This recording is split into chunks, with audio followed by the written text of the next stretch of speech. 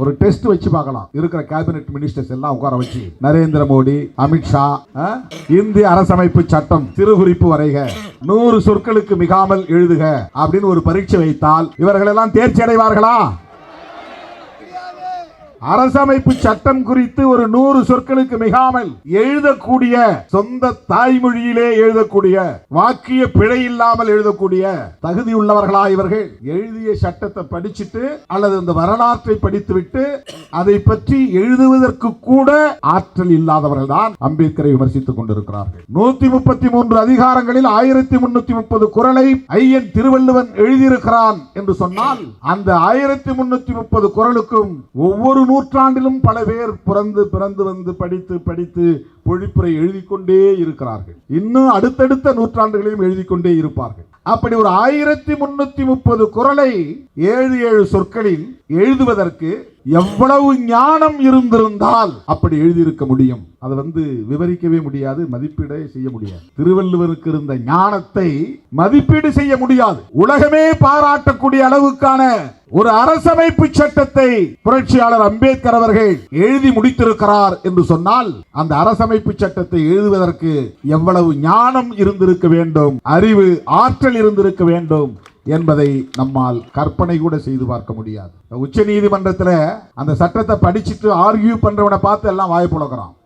பயங்கரமான லாயருங்க, பயங்கரமா பேசுறாரு. கான்ஸ்டிடியூஷன் எடுத்துக்கிட்டா அவர் பேசும்போது அப்படியே நீதிமன்றமே நிசப்தமாகிவிடும். அதுல இருக்கிறத படிச்சுட்டு பேசுறதுக்கே இப்படி வாய் புழக்கிறார். இப்ப அம்பேத்கர் எழுதியவர் எப்படிப்பட்ட ஆற்றல் பெற்றவராக இருந்திருப்பார்? அந்த சட்டத்தை எழுதிய புரட்சியாளர் அம்பேத்கர் எத்தகைய ஞான கடலாக இருந்திருப்பார் என்பதை எண்ணி பார்க்க வேண்டும். நம்ம செய்தி போடுறாங்களா?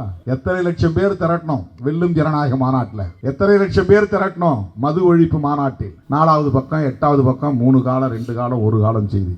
மீடியா ரசிகர்கள் மாநாடு நடத்தினா அது 1.5 மாசம் 2 மாசம் பெரிய செய்தி. அது ரசிகர்கள் மாநாடு, அது அரசியல் மாநாடு கிடையாது. கொள்கை அடிப்படையில் திரண்டு வந்தவர்கள் அல்ல, ஒரு ஹீரோயிசத்தின் அடிப்படையில் திரண்டு வந்தவர்கள். திரையில் பார்த்தோம், இப்போது நேரிலே பார்க்க போகிறோம் என்கிற ஒரு பேராவலோடு திரண்ட ஒரு மாஸ். அதை நம்ம குறை சொல்லல. இந்த மீடியாவுடைய உளவியல் எப்படி இருக்கு பாருங்க. இங்க இருக்கிற மீடியாவுடைய உளவியல், சோசியல் மீடியாவில் நீங்க பரப்புனீங்க, ஸ்கிரீன்ஸ் போட்டு என்னது ஷார்ட்ஸ், ரீல்ஸ், அதை கொஞ்சம் போட்டு சில தம்பிங்க கொஞ்சம் செஞ்சாங்க. அதே இந்த முன்னணி பொறுப்பாளர்கள் செய்ய மாட்டாங்க, பொறுப்பிலே இல்லாத தோழர்கள் செஞ்சாங்க. அதெல்லாம் அது சோசியல் மீடியாவில் பரவிச்சு. எத்தனை லட்சம் பேர் என்று யாரும் விவாதிக்கல. எங்க திரும்பினாலும் சிறுத்தைகள் தலைகளாகத்தான் தெரிந்தன. அப்படியே காட்டாற்று வெள்ளம் போல் வந்துகிட்டே இருந்தாங்க. ராத்திரி 1 மணி வரையிலும் கும்பல் வந்துகிட்டே இருந்துச்சு. நள்ளிரவுக்கு மேல் லட்சக்கணக்கான மக்கள் திரண்டிருந்தார்கள். இந்தியாவிலேயே அப்படி ஒரு மாநாட்டை நடத்திய இயக்கம் விடுதலை சிறுத்தைகள் கட்சி தான். அந்த மாநாட்டை பார்த்துட்டு அடுத்த முதல்வர் திருமாவளவன் யாரும் பேசல. இவர் இங்க தாவ போறாரு, அங்க தாவ போறாரு. துணை முதல்வர் கேட்கிறாரு, போயும் துணை முதல்வர். ஒரு பிரதமர்னு சொல்லியிருந்தா கூட ஏதோ ஒரு மகிழ்ச்சி, பேராசன் இருந்தா கூட. நம்முடைய டெடிகேஷன் அப்படி, நம்முடைய அர்ப்பணிப்பு, நம்முடைய உழைப்பு. சும்மா நம்ம ஆசைப்படல, பதவிக்கு ஆசைப்படக்கூடியவர்களை பேச விவாதத்தில் கூட ஒரு ஒரு ஒரு ஸ்டேட்டஸ் வேணும்ல, ஒரு தகுதி வேணும்ல. அப்படி குறைத்து மதிப்பிடுகிறார்கள். அம்பேத்கர் அம்பேத்கர் அம்பேத்கர் எவ்வளவு வயிற்றறிச்சல் பாருங்க. அந்த வயிற்றறிச்சல் தாங்க திருமாவளவன் எங்க திரும்ப எப்ப பார்த்தாலும் திருமாவளவன் பத்தியே பேசிட்டு இருக்கிறாங்க. எரிச்சலா இருக்கு. என்ன எதையுமே திறந்து பார்க்க முடியல. டிவி திறந்தா விடுதலை சிறுத்தைகள் திருமாவளவன், சோசியல் மீடியா திறந்தா யூடியூப் சேனல் முழுக்க திருமாவளவன். இங்க போறாரா, அங்க போறாரா, கூட்டணியை உடைக்க போறாரா, எடப்பாடியோட போக போறாரா, விஜயோட போக போறாரா, அவங்களே பேசிட்டு கிடக்குறாங்க. அது சிலருக்கு எரிச்சல் தாங்க முடியல. அப்ப ஒரு முட்டுப்புள்ளி வச்சேன், சரி முடிப்பா, இனிமே யாரும் அதை பத்தி பேசாதீங்க அப்படின்னு ஒரு நாள் ஒரு முற்றுப்புள்ளி வச்சோம். மூடிட்டாங்க, எல்லாம் வாய் மூடிட்டாங்க. எந்த காரணத்தை முன்னிட்டு அம்பேத்கருடைய கோரிக்கையை நிறைவேற்றிவிட வேண்டாம். அப்படி நீங்கள் நிறைவேற்றினால் நான் சாகும் வரை உண்ணாவிரதம் இருப்பேன். அவர் கடிதம் போய் சேரதுக்குள்ள ஆர்டர் போட்டாங்க, செப்பரேட் எலக்டரேட். அம்பேத்கருக்கு அவருடைய கோரிக்கையை நிறைவேற்றுகிறோம் போட்டான். இவருக்கு தகவல் கிடைக்குது, ஆத்திரம் பொங்குகிறது. உடனே உண்ணாவிரத போராட்டம் அறிவிச்சார். 1932 செப்டம்பர் 20ஆம் தேதி. அப்ப சிறையில் இருக்கிறார். அவர் பல முறை கடிதம் எழுதியும் நேருக்கு நேராக பேசியும் இப்படி பண்ணிட்டாங்களே அப்படிங்கிற ஆத்திரத்துல இதை திரும்ப பெறுகிற வரையில் நான் உண்ணாவிரதம் இருப்பேன். நல்ல வேளை அவங்களுக்கு யாரும் சாட்டையால அடிச்சிங்கன்னு சொல்லல. கூட இருந்தவன் யாரும் அப்போ வந்து காந்திஜி உங்களுக்கு நான் சாட்டை வாங்கி தரேன் நீங்க அடிச்சுக்கீங்க அப்படின்னு யாரும் அப்போ ஆலோசனை சொல்லல. அவர் வந்து உண்ணாவிரதம் இருப்பேன். அவர் உண்ணாவிரதம் இருந்தா எப்படி இருப்பாருன்னா ஆட்டுப்பாலும் சாப்பிடுவாரு, கடலை கொட்டையும் சாப்பிடுவார், சோறு சாப்பிட மாட்டார், ரொட்டி சாப்பிட மாட்டார், சாம்பார் சட்னி இருக்காது, ஆட்டு பாலும் வேர்க்கடலையும். அவர் எப்ப உண்ணாவிரதம் இருந்தாலும் அவர் சாப்பிட்டு தான் இருப்பார். ஆட்டுப்பால் நல்ல புரோட்டீன் உள்ள ஒரு உணவு, வேர்க்கடலை நல்ல புரோட்டீன் உள்ள ஒரு உணவு. இதெல்லாம் ஒரு 10 பேர் வேர்க்கடலை சாப்பிட்டா நல்லது உடம்புக்கு. அவ்வளவு அற்புதமான ஒரு உணவு. காந்தி எப்படி கண்டுபிடிச்சு வச்சிருக்காரு பாருங்க. 6 மணிக்கு இந்த நிகழ்வை நிறைவு செய்ய வேண்டும் என்று திட்டமிட்டு இருந்தோம். மணி 7:30 ஆகிறது. 100 பேருக்கு மேல் இங்கே ஒவ்வொருவரும் 10 முறை புரட்சியாளர் அம்பேத்கர் அவர்களின் திருப்பெயரை உச்சரிக்க நாம் அனைவரும் திரும்ப அவருடைய திருப்பெயரை உச்சரித்திருக்கிறோம். ஒவ்வொருவரும் அப்படி கணக்கெடுத்துக் கொண்டால் 1000 முறை உச்சரித்திருக்கிறோம். இங்கே எல் விழுந்தால் எல் இறங்காது என்கிற அளவுக்கு கண்ணு கெட்டிய தூரம் வரையில் கடலென திரண்டிருக்கிற என் உயிரின் உயிரான விடுதலை சிறுத்தைகள் ஒவ்வொருவரும் 1000 முறை அவருடைய பெயரை உச்சரித்திருக்கிறோம். 1000 பேர் 1000 முறை உச்சரித்தால் 10 லட்சம் பேர் 10 லட்சம் முறை. 10,000 பேர் உச்சரித்திருந்தால் 1 கோடி முறை.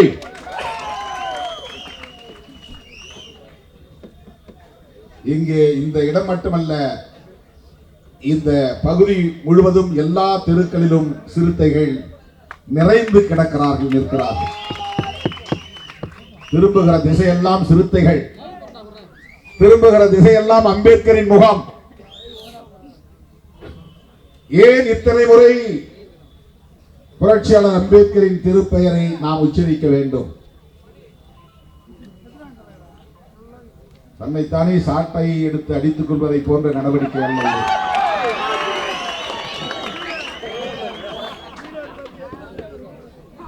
அமித்ஷா மாநிலங்களவையில் உரையாற்றுகிற போது அவரையும் அறியாமல் காங்கிரஸை விமர்சிப்பதாக ஆத்திரம் பட்டு ஆவேசப்பட்டு அம்பேத்கர் அம்பேத்கர் அம்பேத்கர் அம்பேத்கர் அம்பேத்கர் அம்பேத்கர் அம்பேத்கர் என்று மூச்சு விடாமல் சொல்லிக்கொண்டே இருக்கிறார். அப்படி சொல்லிக்கொண்டே இருக்கிறார்களாம் எதிர்கட்சிகளை சார்ந்தவர்கள், காங்கிரஸ் கட்சியை சார்ந்தவர்கள். எந்த அளவுக்கு அந்த பெயர் அவருக்கும் அவரை சார்ந்தவர்களுக்கும் எரிச்சலை மூட்டியிருக்கும் என்பதை யூகிக்க முடிகிறது. இதே காங்கிரஸ்காரர்கள் வீர சவார்கர் வீர சவார்கர் சொல்லி இருந்தால் இவர்கள் ஆத்திரப்பட்டு இருப்பார்களா? கோல்வாக்கர் கோல்வாக்கர் கோல்வாக்கர் என்று சொல்லி இருந்தால் ஏன் இப்படி கோல்வாக்கர் கோல்வாக்கர் கோல்வாக்கர் என்று சொல்லுகிறீர்கள் என்று கேட்டிருப்பார்களா? சர்தார் பட்டேல் பட்டேல் பட்டேல் பட்டேல் என்று சொல்லி இருந்தால் ஆத்திரப்பட்டு இருப்பார்களா? ஹெட்கேவார் ஹெட்கேவார் ஹெட்கேவார் என்று சொல்லி இருந்தால் ஆத்திரப்பட்டு இருப்பார்களா? அவர்களின் RSS தலைவர்களின் பெயர்களை உச்சரித்திருந்தால் அவர்களுக்கு எரிச்சல் வந்திருக்குமா?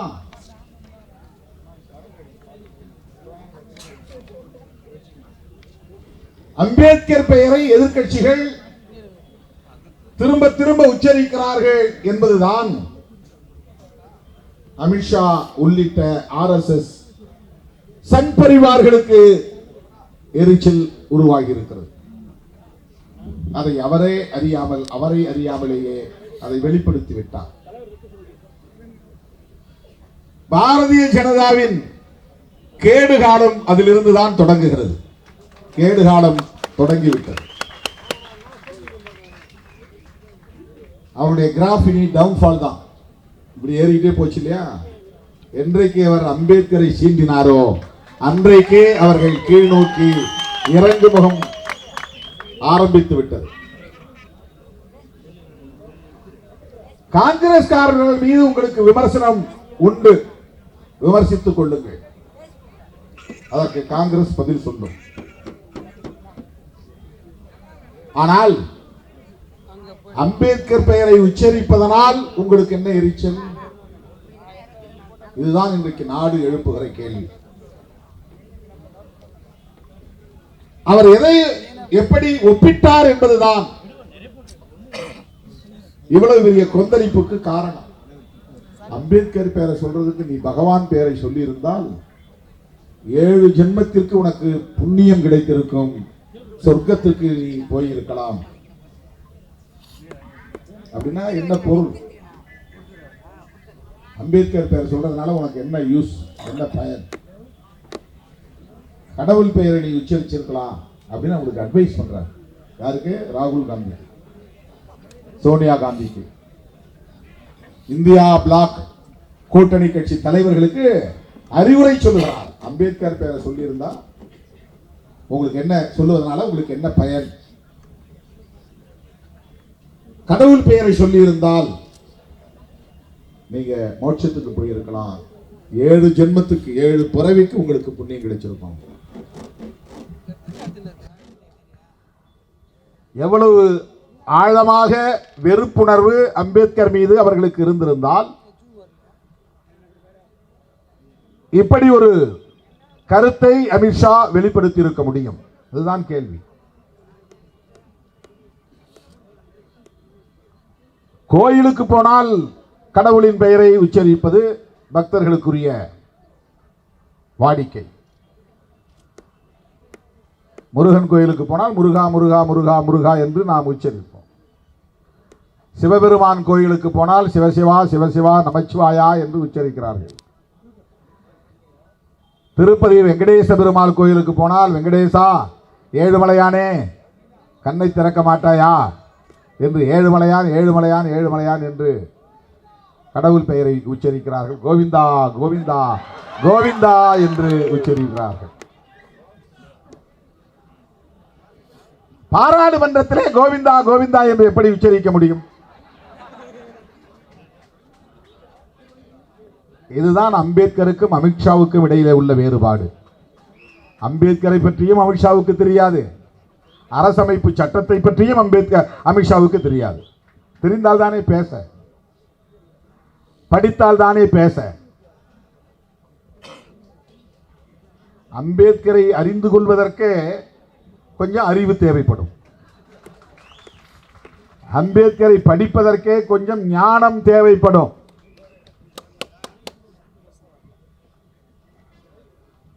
படித்தாலே கூட புரிந்து கொள்ள முடியாது. சும்மா எனக்கு எழுத தெரியும், படிக்க தெரியும், இங்கிலீஷ் என்னால வாசிக்க தெரியும் அப்படின்னா போதாது. அதுக்கு கொஞ்சம் ஞானம் தேவை. அம்பேத்கர் எப்படிப்பட்ட ஆற்றலாளர் என்று அறிந்து கொள்வதற்கே ஆற்றல் தேவைப்படுகிறது. கற்றாரை கற்றோரே காமுறுவர் அப்படின்னு ஒரு பொன்மொழி இருக்கு. படித்தவர்களை படித்தவர்களால் தான் அடையாளம் காண முடியும். பாம்பின் கால் பாம்பறியும். ஞானிகளை ஞானிகளால் தான் புரிந்து கொள்ள முடியும். அறிவாற்றல் மிக்கவர்களை அறிவாற்றல் உள்ளவர்களால் தான் புரிந்து கொள்ள முடியும். அம்பேத்கரை புரிந்து கொள்வதற்கு இங்கு யாரும் இல்லை. அதுதான் இந்தியாவிலே அப்படி ஒரு ஞானம் உள்ளவர்கள், அம்பேத்கரை புரிந்து கொள்ளக்கூடிய அளவுக்கான ஞான தகுதி உள்ளவர்கள் குறைவு. ஏதோ ஓட்டு வாங்குறாங்க, ஜெயிக்கிறாங்க, ஆட்சி பீடத்தில் போய் உட்கார்ந்துக்கிறாங்க. புரட்சியாளர் அம்பேத்கர் அவர்களை பற்றி படித்திருந்தால், அவருடைய பங்களிப்பை பற்றி ஆய்ந்திருந்தால், அவரால் அப்படி ஒரு வார்த்தையை சொல்லி இருக்க முடியாது. அதனால்தான் நாம் முழக்கம் போடும்போது சொன்னோம், தமிழிலே எல்லாவற்றுக்கும் பழமொழி இருக்கிறது. எதை சொல்ல வேண்டுமானாலும் அதற்கு ஒரு பழமொழி இருக்கிறது. கழுதைக்கு தெரியுமா கற்பூர வாசனை என்று பழமொழி உண்டு. அதனால்தான் சாணி எடுத்து அடிக்கிறான், அதனால்தான் செருப்பு மாலை போடுறான், அதனால்தான் கல்லெடுத்து வீசுறான். ஏன்னா அம்பேத்கரை பற்றி இங்கே இருப்பவர்களுக்கு புரிந்து கொள்வதற்கே போதிய ஞானம் இல்லை. இந்தியாவின் பிரதமர் நாற்காலியிலே அமர்ந்திருக்கலாம், உள்துறை அமைச்சர் இருக்கையிலே அமர்ந்திருக்கலாம், ஆனால் புரட்சியாளர் அம்பேத்கர் அவர்களை பற்றி அவர் அறிந்தது மிக மிக சொற்பம். அவங்களுக்கெல்லாம் தெரிஞ்சது என்னன்னா, அவர் ஒரு ஷெட்யூல் காஸ்ட், தீண்டப்படாத சமூகத்திலே பிறந்தவர்.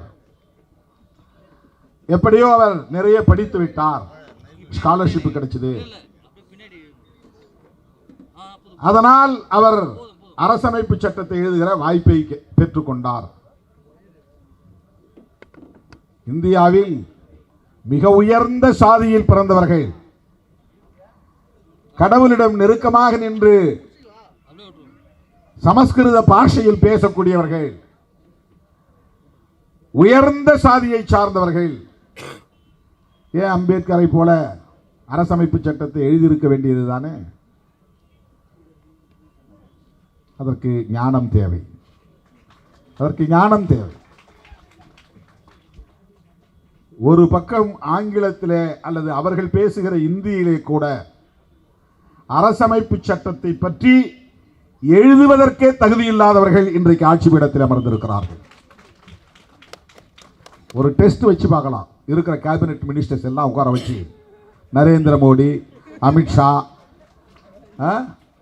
சிறு குறிப்பு வரைக, இந்திய அரசமைப்பு சட்டம் சிறு குறிப்பு வரைக, 100 சொற்களுக்கு மிகாமல் எழுதுக அப்படின்னு ஒரு பரீட்சை வைத்தால் இவர்களெல்லாம் தேர்ச்சி அடைவார்களா?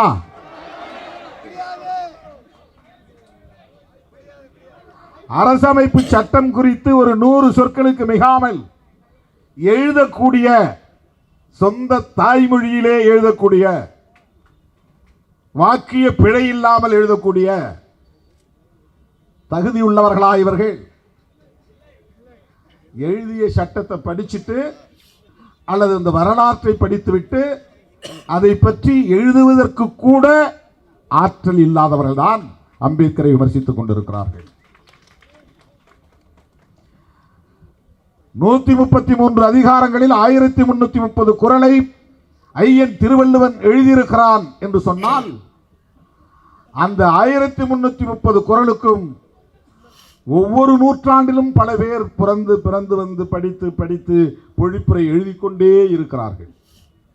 இன்னும் அடுத்தடுத்த நூற்றாண்டுகளிலும் எழுதி கொண்டே இருப்பார்கள். அப்படி ஒரு 1330 குறளை 7 சொற்களில் எழுதுவதற்கு எவ்வளவு ஞானம் இருந்திருந்தால் அப்படி எழுதியிருக்க முடியும்? அது விவரிக்கவே முடியாது, மதிப்பீடே செய்ய முடியாது. திருவள்ளுவருக்கு இருந்த ஞானத்தை மதிப்பீடு செய்ய முடியாது. உலகமே பாராட்டக்கூடிய அளவுக்கான ஒரு அரசமைப்பு சட்டத்தை புரட்சியாளர் அம்பேத்கர் அவர்கள் எழுதி முடித்திருக்கிறார் என்று சொன்னால்,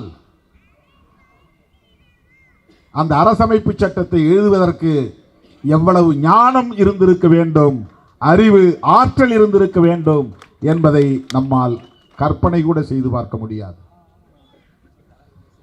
உச்ச நீதிமன்றத்தில் அந்த சட்டத்தை படிச்சுட்டு ஆர்கியூ பண்றவனை பார்த்து எல்லாம் வாய் புழக்கிறான். பயங்கரமான லாயருங்க, பயங்கரமா பேசுறாரு. கான்ஸ்டிடியூஷன் எடுத்துக்கிட்டா அவர் பேசும்போது அப்படியே நீதிமன்றமே நிசப்தமாகிவிடும். அதுல இருக்கிறத படிச்சுட்டு பேசுறதுக்கே இப்படி வாய் புழக்கிறான். அம்பேத்கர் எழுதியவர் எப்படிப்பட்ட ஆற்றல் பெற்றவராக இருந்திருப்பார்? அந்த சட்டத்தை எழுதிய புரட்சியாளர் அம்பேத்கர் எத்தகைய ஞான கடலாக இருந்திருப்பார் என்பதை எண்ணி பார்க்க வேண்டும். அது வெறும் லா இல்ல, அதுதான் ரொம்ப முக்கியம், வெறும் சட்டம் இல்லை. லீகல் டெர்மினாலஜி, ஒவ்வொரு துறையிலும் ஒவ்வொரு டெர்மினாலஜி இருக்கு, சொல்லாடல்கள் இருக்குது, சொற்கள். மெடிக்கல் டெர்மினாலஜி நமக்கு தெரியுமா? தெரியாது, டாக்டர்ஸ்ல தான் தெரியும், அவங்களுக்குள்ள பேசுவாங்க.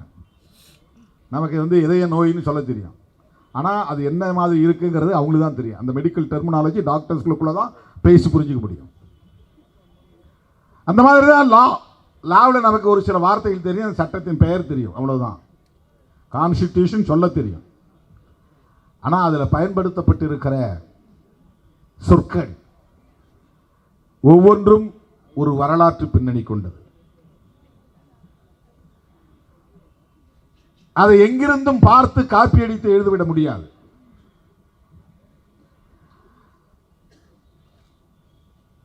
பல நாடுகளின் சட்டங்களை எல்லாம் எடுத்து வைத்துக் கொண்டு அந்த சட்டங்களில் இருக்கிற வார்த்தைகளை அப்படியே காப்பி அடித்து எழுத முடியாது. ஒரு தேசத்தை புதிதாக நிர்மாணிப்பதற்கு, கட்டமைப்பதற்கு தொலைநோக்கு பார்வையோடு அந்த தேசத்தில் வாழும் அனைத்து தரப்பு மக்களின் வாழ்க்கை முறையை, அவர்கள் பேசும் மொழி, அவர்கள் ஏற்றுக்கொண்டிருக்கிற மதம், அவர்கள் பின்பற்றுகிற கலாச்சாரம், அவர்களின் உணவு முறை, உடை முறை, அவர்களின் நீண்டகால பாரம்பரியம், ட்ரெடிஷன்ஸ், இவற்றையெல்லாம் அறிந்திருந்தால், தெரிந்திருந்தால் மட்டும்தான் அந்த மக்களுக்கு தேவையான ஒரு அரசமைப்பு சட்டத்தை தொலைநோக்கு பார்வையோடு எழுத முடியும். ஆகவே அரசமைப்பு சட்டத்தை எழுதுவதற்கு முன்பு இந்த தேசத்தை பற்றிய ஞானம் இருந்திருக்க வேண்டும். தேசப்பிதா காந்தியடிகளும் பாரிஸ்டர் பட்டம் பெற்றவர் தான், பாரத் லா. ஐயா, நீங்க தான் இங்க மகாத்மா, நீங்களே எழுதுங்கன்னு யாரும் சொல்லல. பண்டிட் ஜவஹர்லால் நேரு அவர்களின் தந்தை மோத்திலால் நேரு அவர்களும் பாரத் லா முடித்தவர் தான்.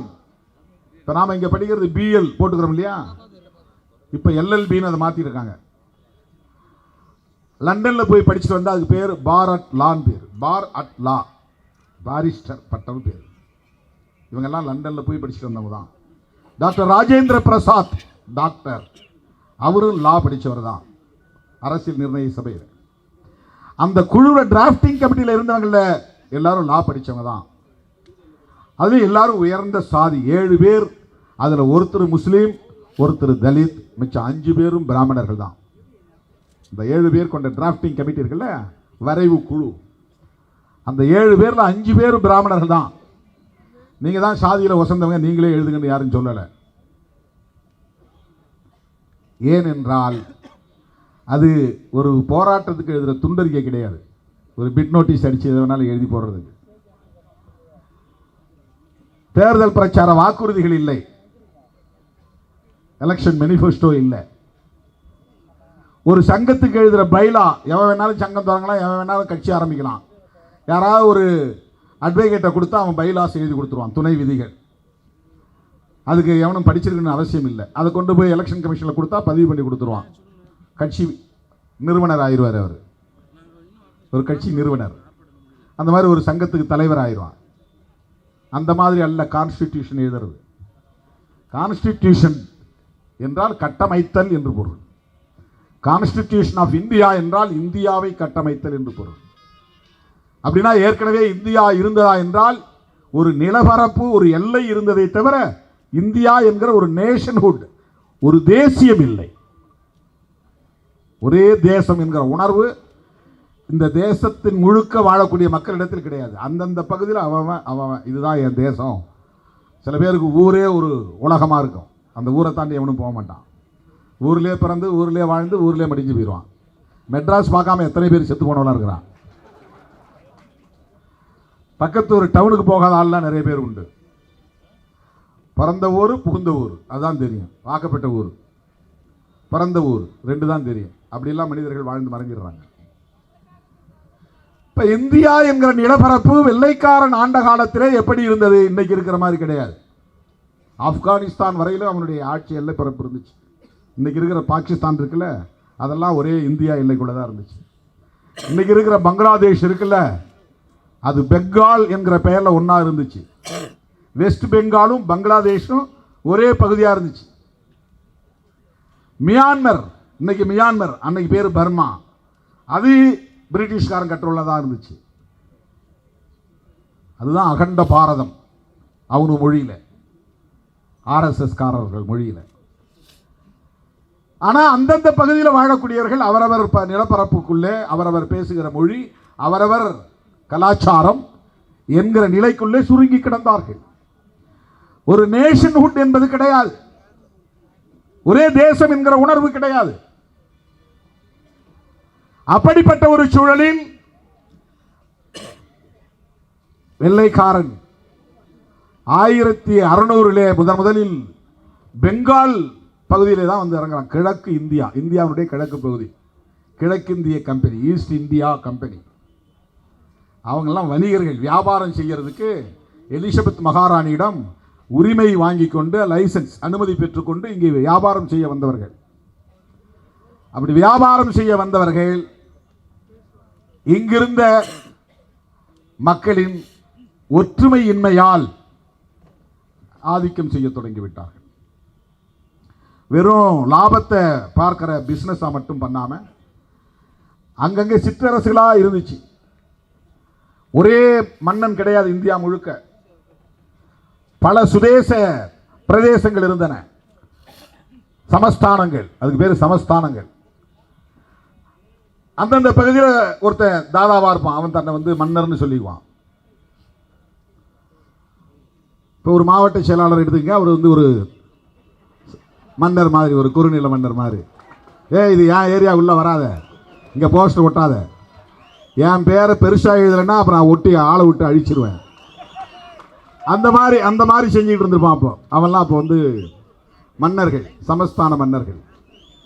புரியறதுக்காக சொல்கிறேன். நீங்கள் உங்களுக்கு தெரிஞ்ச ஆளை நினச்சிட்டு சிரிக்கிறீங்க. உடனே உங்களுக்கு எவனை பிடிக்கல அவங்க ஞாபகத்து வந்திருப்பாங்க அந்த மாவட்ட செயலாளர்கள். அப்படி இந்தியா முழுக்க எண்ணற்ற பல சமஸ்தானங்கள் இருந்தன. இவன் படையும் உருவாக்கி வச்சிருந்தான். அந்த பகுதியில் இப்போ பிளாசி போர் 1757 நடந்துச்சு. அதில் முதல்ல ஒரு வெற்றியை பிடிக்கிறான். அதுக்கு பிறகு பக்சார் போர் அப்படின்னு ஒரு இடத்துல சண்டை, அதுலேயும் அவன் வெற்றி பெறான். இப்படி வரி வசூல் பண்றது, நிர்வாகம் பண்றது, இந்த உரிமைகளை பிரிட்டிஷ் அரசாங்கத்திடம் கேட்டு வாங்கிடுறான். இந்த மாதிரி தான் அவர்கள் இந்தியாவை மெல்ல மெல்ல பிடிக்கிறார்கள். இவர்கள் முறையாக பட்ஜெட், வரவு செலவு கணக்குகளை காட்டுறதில்லை. நெருக்கடி, நிதி நெருக்கடி. பிரிட்டிஷ் பாராளுமன்றத்தில் போய் இது பற்றி அவர்கள் முறையிடுகிறார்கள். அப்ப அவங்க ஒரு சட்டம் போடுறான் 1773, 18ஆம் நூற்றாண்டுல. அதான் ஒழுங்குமுறை சட்டம். முதல்ல இந்தியாவுக்கு ஒரு நிர்வாக சட்டம் வருவது அதுதான், பிரிட்டிஷ்காரன் தலையீடு. சுதேச மன்னர்கள் பலவீனமாக இருந்தார்கள், ஒற்றுமை இல்லாமல் இருந்தார்கள், ஒருவரை ஒருவர் காட்டிக் கொடுத்தார்கள். அதனால் வெள்ளைக்காரர்கள் இலகுவாக இவர்களை வீழ்த்தி அவர்கள் ஆளுகை அதிகாரத்தை, ஆட்சி அதிகாரத்தை கையில் எடுத்துக் கொண்டார்கள். அதன் பிறகு 1858 ஒரு சட்டம் கொண்டு வரான். அந்த சட்டம் தான் இந்தியாவை, அவனுடைய கட்டுப்பாட்டில் இருக்கிற பகுதிகளை ஆட்சி செய்வதற்கான ஒரு சட்டம். இந்தியன் கவுன்சில் ஆக்ட், சட்டசபை உருவாக்குறோம், மத்திய சட்டசபை உருவாக்குறோம். இந்த பிரிட்டிஷ் இந்தியா பகுதி, இந்தியாவுக்குள்ள பிரிட்டிஷ் இந்தியாங்கிறது வேற, சமஷ்டி இந்தியாங்கிறது வேற. குறுநில மன்னர்கள் வெள்ளைக்காரனுக்கு கட்டுப்பட்டு இருப்பான், ஆனா சுதந்திரமா அவன் வரி வசூல் அவன் பண்ணிக்குவான். பிரிட்டிஷ் இந்தியாங்கிறது நேரடியாக அவன் கட்டுப்பாட்டில் இருக்கிற பகுதி. இந்தியா முழுக்க நேரடியாக அவனுடைய கட்டுப்பாட்டில் இல்லை. நான் பல முறை சொல்லியிருக்கிற கூட்டங்களில். Bombay presidency, Kolkata presidency, Bengal presidency, அதாவது கொல்கத்தா பிரசிடென்சி, மதராஸ் பிரசிடென்சி, இதெல்லாம் அவனுடைய கட்டுப்பாட்டில் இருந்த பகுதி. மதராஸ் பிரசிடென்சினா இன்னைக்கு இருக்கிற தமிழ்நாடு மட்டும் இல்லை, ஆந்திராவில் பெரும்பகுதி, கேரளாவில் திருவாங்கூர் மகாராஜாவது வந்து சமஷ்டி இந்தியா. இவன் மலபார் வரையிலும், இடுக்கி மாவட்டம் உட்பட மூணாறு இருக்கு, பாலக்காடு, அந்த பகுதியெல்லாம் சேர்த்து மலபார் பகுதி, அதெல்லாம் மதராஸ் பிரசிடென்சிக்குள்ள இருந்துச்சு. கேஜிஎஃப், கோலார் தங்கவயல், பெங்களூர் வரையிலும் மதராஸ் பிரசிடென்சியில் இருந்துச்சு. சித்தூர், விசாகப்பட்டினம் வரையிலும் மதராஸ் பிரசிடென்சி. எல்லாம் ஒரே மாகாணமா இருந்தது. தமிழ்நாட்டுக்குள்ள தெலுங்கு உள்ள வந்துடல, தமிழ்நாட்டுக்குள்ள மலையாளி உள்ள வரல. மலையாளிகளும் தெலுங்கர்களும் கன்னடர்களும் தமிழர்களும் இருக்கிற ஒரு பகுதி பிரிட்டிஷ் இந்தியாவாக இருந்தது. இதுவே சென்னப்ப நாயக்கர் பெயரில் இருந்த சென்னப்பட்டணம் சொல்றாங்க. அதனால இந்த சென்னையை பிரிக்கும் போது எங்களுக்கு வேணும்னு அவங்க பெரிய போராட்டமே நடத்தினாங்க. ராஜாஜி போன்றவர்கள் எல்லாம் குறுக்கீடு செய்து சென்னையை உங்களுக்கு ஒப்படைக்கவே முடியாது, வேண்டுமானால் திருப்பதியை எடுத்துக் கொள்ளுங்கள் என்று திருப்பதியை கொடுத்தார்கள். திருப்பதியும் திருத்தணியும் கொடுத்துட்டு சென்னையை வாங்கினாங்க. அதுக்கப்புறம் மாப்போசி போன்ற தலைவர்கள் எல்லாம் சேர்ந்து போராடி திருத்தணியை மீட்டாங்க. திருத்தணியை அப்புறம் வாங்கிட்டாங்க, திருப்பதியை மட்டும் விட்டாங்க. திருப்பதி நம்மோட இருந்திருந்தா வெங்கடேச பெருமாள் நம்மாடா இருந்திருப்பார், கோடிக்கணக்கான வருமானம் நமக்கு வந்திருக்கும். ஆனா திருப்பதியை கொடுக்கறதா இருந்தா சென்னையை அவங்களுக்கு வேணும்ட்டாங்க. இப்ப சென்னை நமக்கு இருந்திருக்காது, ஆந்திராவில் இருந்திருக்கும். இதெல்லாம் அந்த காலத்தில் இருக்கிற நீங்க அப்படி மேப் வந்து அப்படி பார்க்கணும், நீங்க விஷுவல் பண்ணி பார்க்கணும். இன்னைக்கு இருக்கிற மாதிரி தமிழ்நாடு கிடையாது, இன்னைக்கு இருக்கிற மாதிரி இந்தியா அப்ப கிடையாது.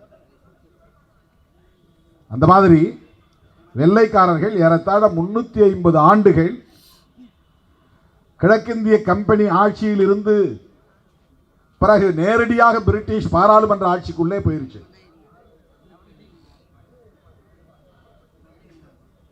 பல சட்டங்கள் வருது. நேரடியாக பிரிட்டிஷ் பாராளுமன்றத்தின் கட்டுப்பாட்டுக்குள்ள பிரிட்டிஷ் இந்தியா பகுதி போயிருச்சு. எதுவா இருந்தாலும் நீதி தொடர்பான வழக்குகளாக இருந்தால் அங்கே பிரிவி கவுன்சில் தான் போகணும், அப்பீலேட் மேல்முறையீட்டுக்கு.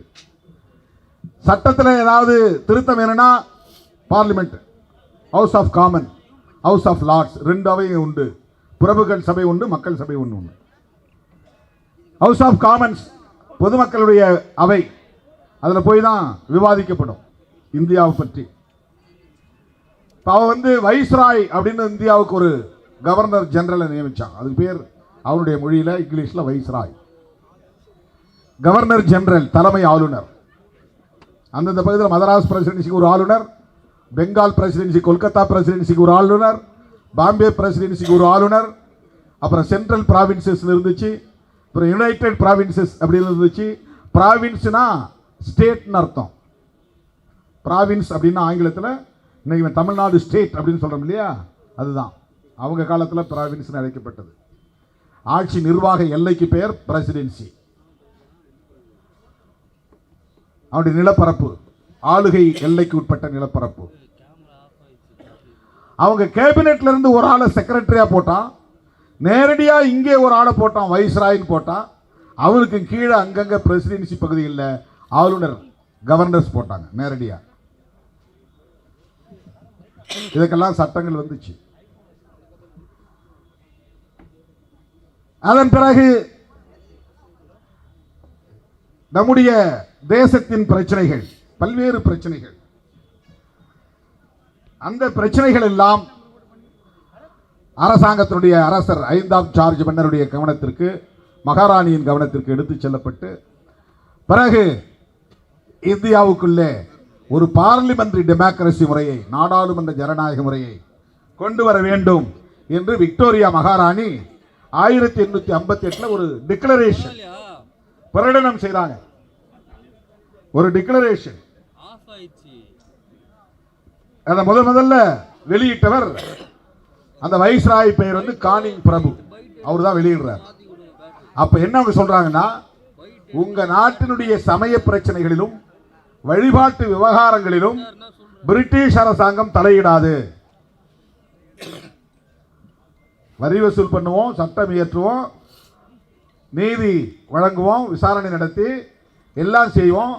உங்க சமய பிரச்சனைகளில் தலையிட மாட்டோம், வழிபாட்டு பிரச்சனைகளில் தலையிட மாட்டோம், எந்த மதத்தையும் திணிக்க மாட்டோம்.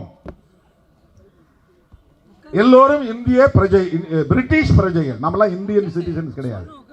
அவருடைய ஆட்சி காலத்தில் நம்ம எல்லாம் பிரிட்டிஷ், நம்முடைய முன்னோர்லாம் அப்போ வந்து பிரிட்டிஷ் சிட்டிசன்ஸ், இங்கிலாந்து நாட்டு குடிமக்கள். ஒரு காலத்தில் காலனி ஆதிக்கம் இங்கே இருந்தப்போ அவர்கள் எல்லாம் இந்திய நாட்டு பிரஜைகள் அல்ல, பிரிட்டிஷ் சிட்டிசன்ஸ், இங்கிலாந்து நாட்டு பிரஜைகள். இப்படி படிப்படியாக வெவ்வேறு காலகட்டத்தில் மக்களுடைய போராட்டங்களை எடுத்து கோரிக்கைகளை எடுத்து புதிய புதிய சட்டங்களை கொண்டு வருகிறார்கள்.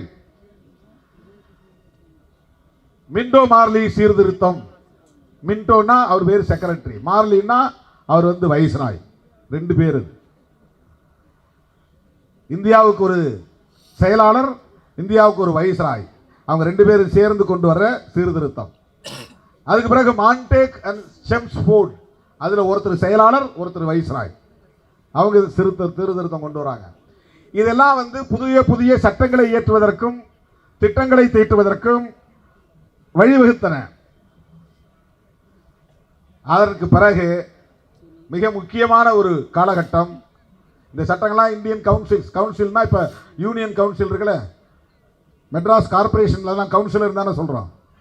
ஆட்சி நிர்வாக சபை, நகராட்சி கவுன்சில் சொல்கிறோம். அந்த மாதிரி ஸ்டேட்டுக்கு ஒரு கவுன்சில், அதுக்கு பேர் அப்புறம் லெஜிஸ்லேட்டிவ் கவுன்சில் தான் பேர். இப்போ பார்லிமெண்ட் இருக்குது, அதுக்கு பேர் பார்லிமெண்ட்டில் சென்ட்ரல் லெஜிஸ்லேட்டிவ் கவுன்சில்.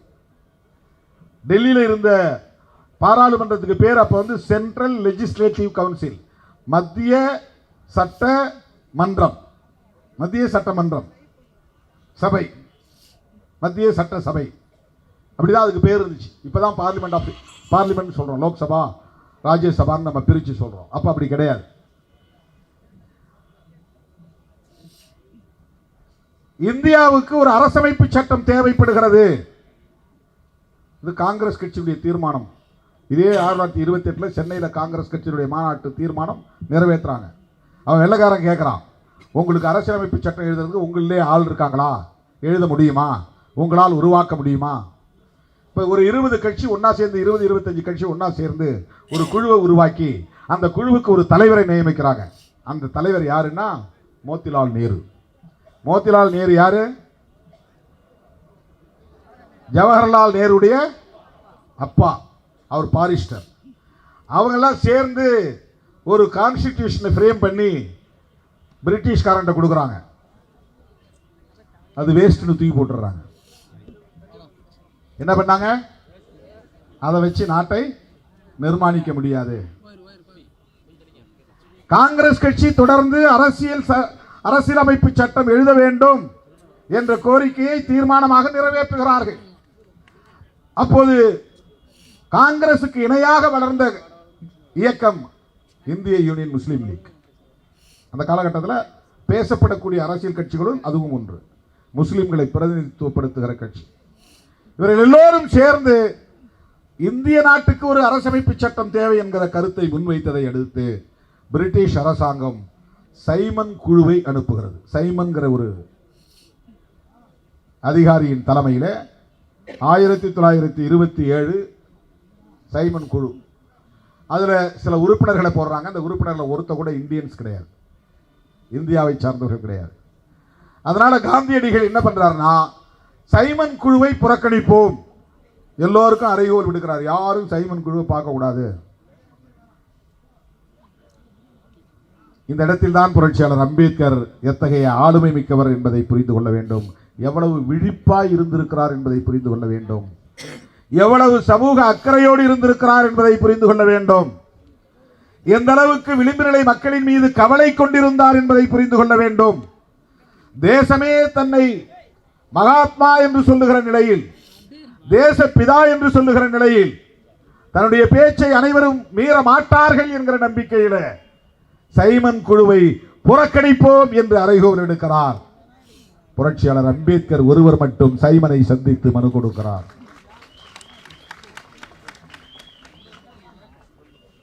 அடங்க மறு, அத்து மீறு, திமிரி எழு, திருப்பி அடி என்கிற முழக்கம் அந்த இடத்திலும் பொருந்துகிறது.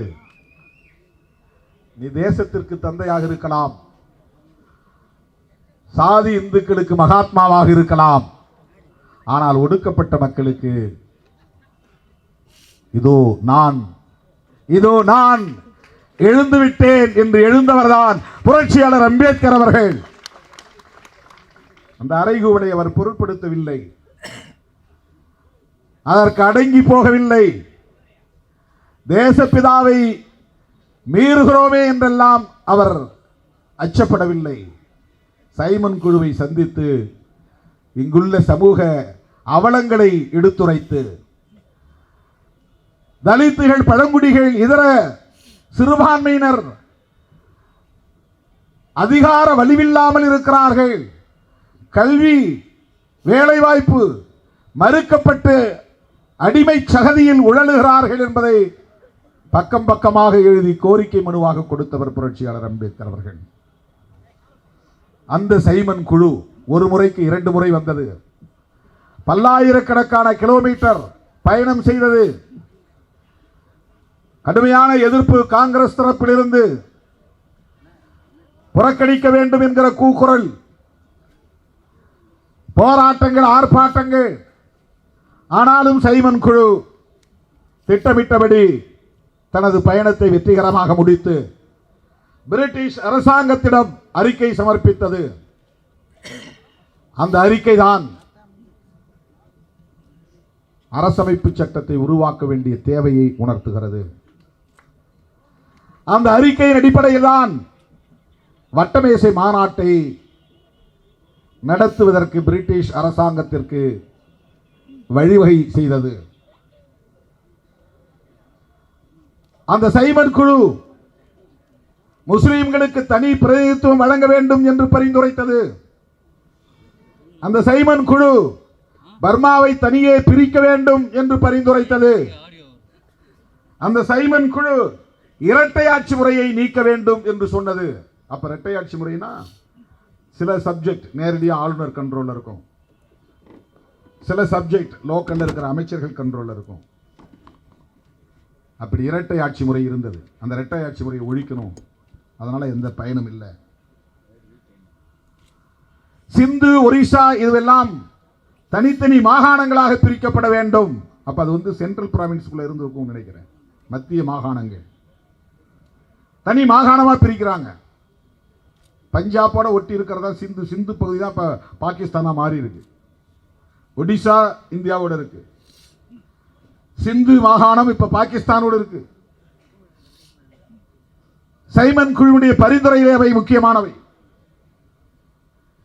அதன் அடிப்படையில் உருவான முதல் சட்டம் 1935 ஆண்டு கவர்மெண்ட் ஆஃப் இந்தியா ஆக்ட், இந்திய அரசாங்க சட்டம், ஆட்சி சட்டம். இந்த அரசமைப்பு சட்டம் உருவாவதற்கு முன்பு ஒரு அரசமைப்பு சட்டமாக இருந்து பிரிட்டிஷ் இந்தியாவை ஆளுவதற்கு உரிய சட்டமாக பிரிட்டிஷ் பாராளுமன்றத்திலே நிறைவேற்றப்பட்டது. 1935 1935 1947 தானே இந்தியா சுதந்திரம் அடைகிறது. கிட்டத்தட்ட 12 ஆண்டுகளுக்கு பிறகுதான் சுதந்திரம். அதற்கு முன்பே ஒரு அரசமைப்பு சட்டம் உருவாயிருச்சு.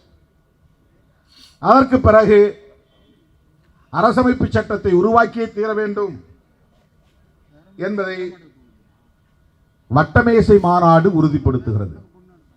இந்த சைமன் குழுவினுடைய பரிந்துரையின் அடிப்படையில் தான் சிறுபான்மையினரின் நலன்கள் குறித்தும் விவாதிக்க வேண்டும் என்கிற அடிப்படையில் எப்படி இந்த சட்டங்கள் எல்லாம் 1909 போட்ட சட்டம், 1919 போட்ட சட்டம், இதெல்லாம் எப்படி நடைமுறையில் இருக்கிறது, இந்த சட்டங்களால் மக்கள் பயன்பெறுகிறார்களா, ஆட்சி நிர்வாகம் முறையாக நடக்கிறதா, ஜனநாயகம் பாதுகாக்கப்படுகிறதா என்பதையெல்லாம் கண்டறியும் நோக்கில் அனுப்பப்பட்ட குழு தான் சைமன் குழு. அந்த குழு பரிந்துரைத்த அடிப்படையில் தான் 1930, 31, 32 இந்த நாடு விடுதலை பெறுவதற்கு 15, 16, 17 ஆண்டுகளுக்கு முன்பே வட்டமேசை மாநாடு நடக்கிறது. அப்போ சுதேச மன்னர்களின் பிரதிநிதிகள் 90, 93 பேர் போறாங்க.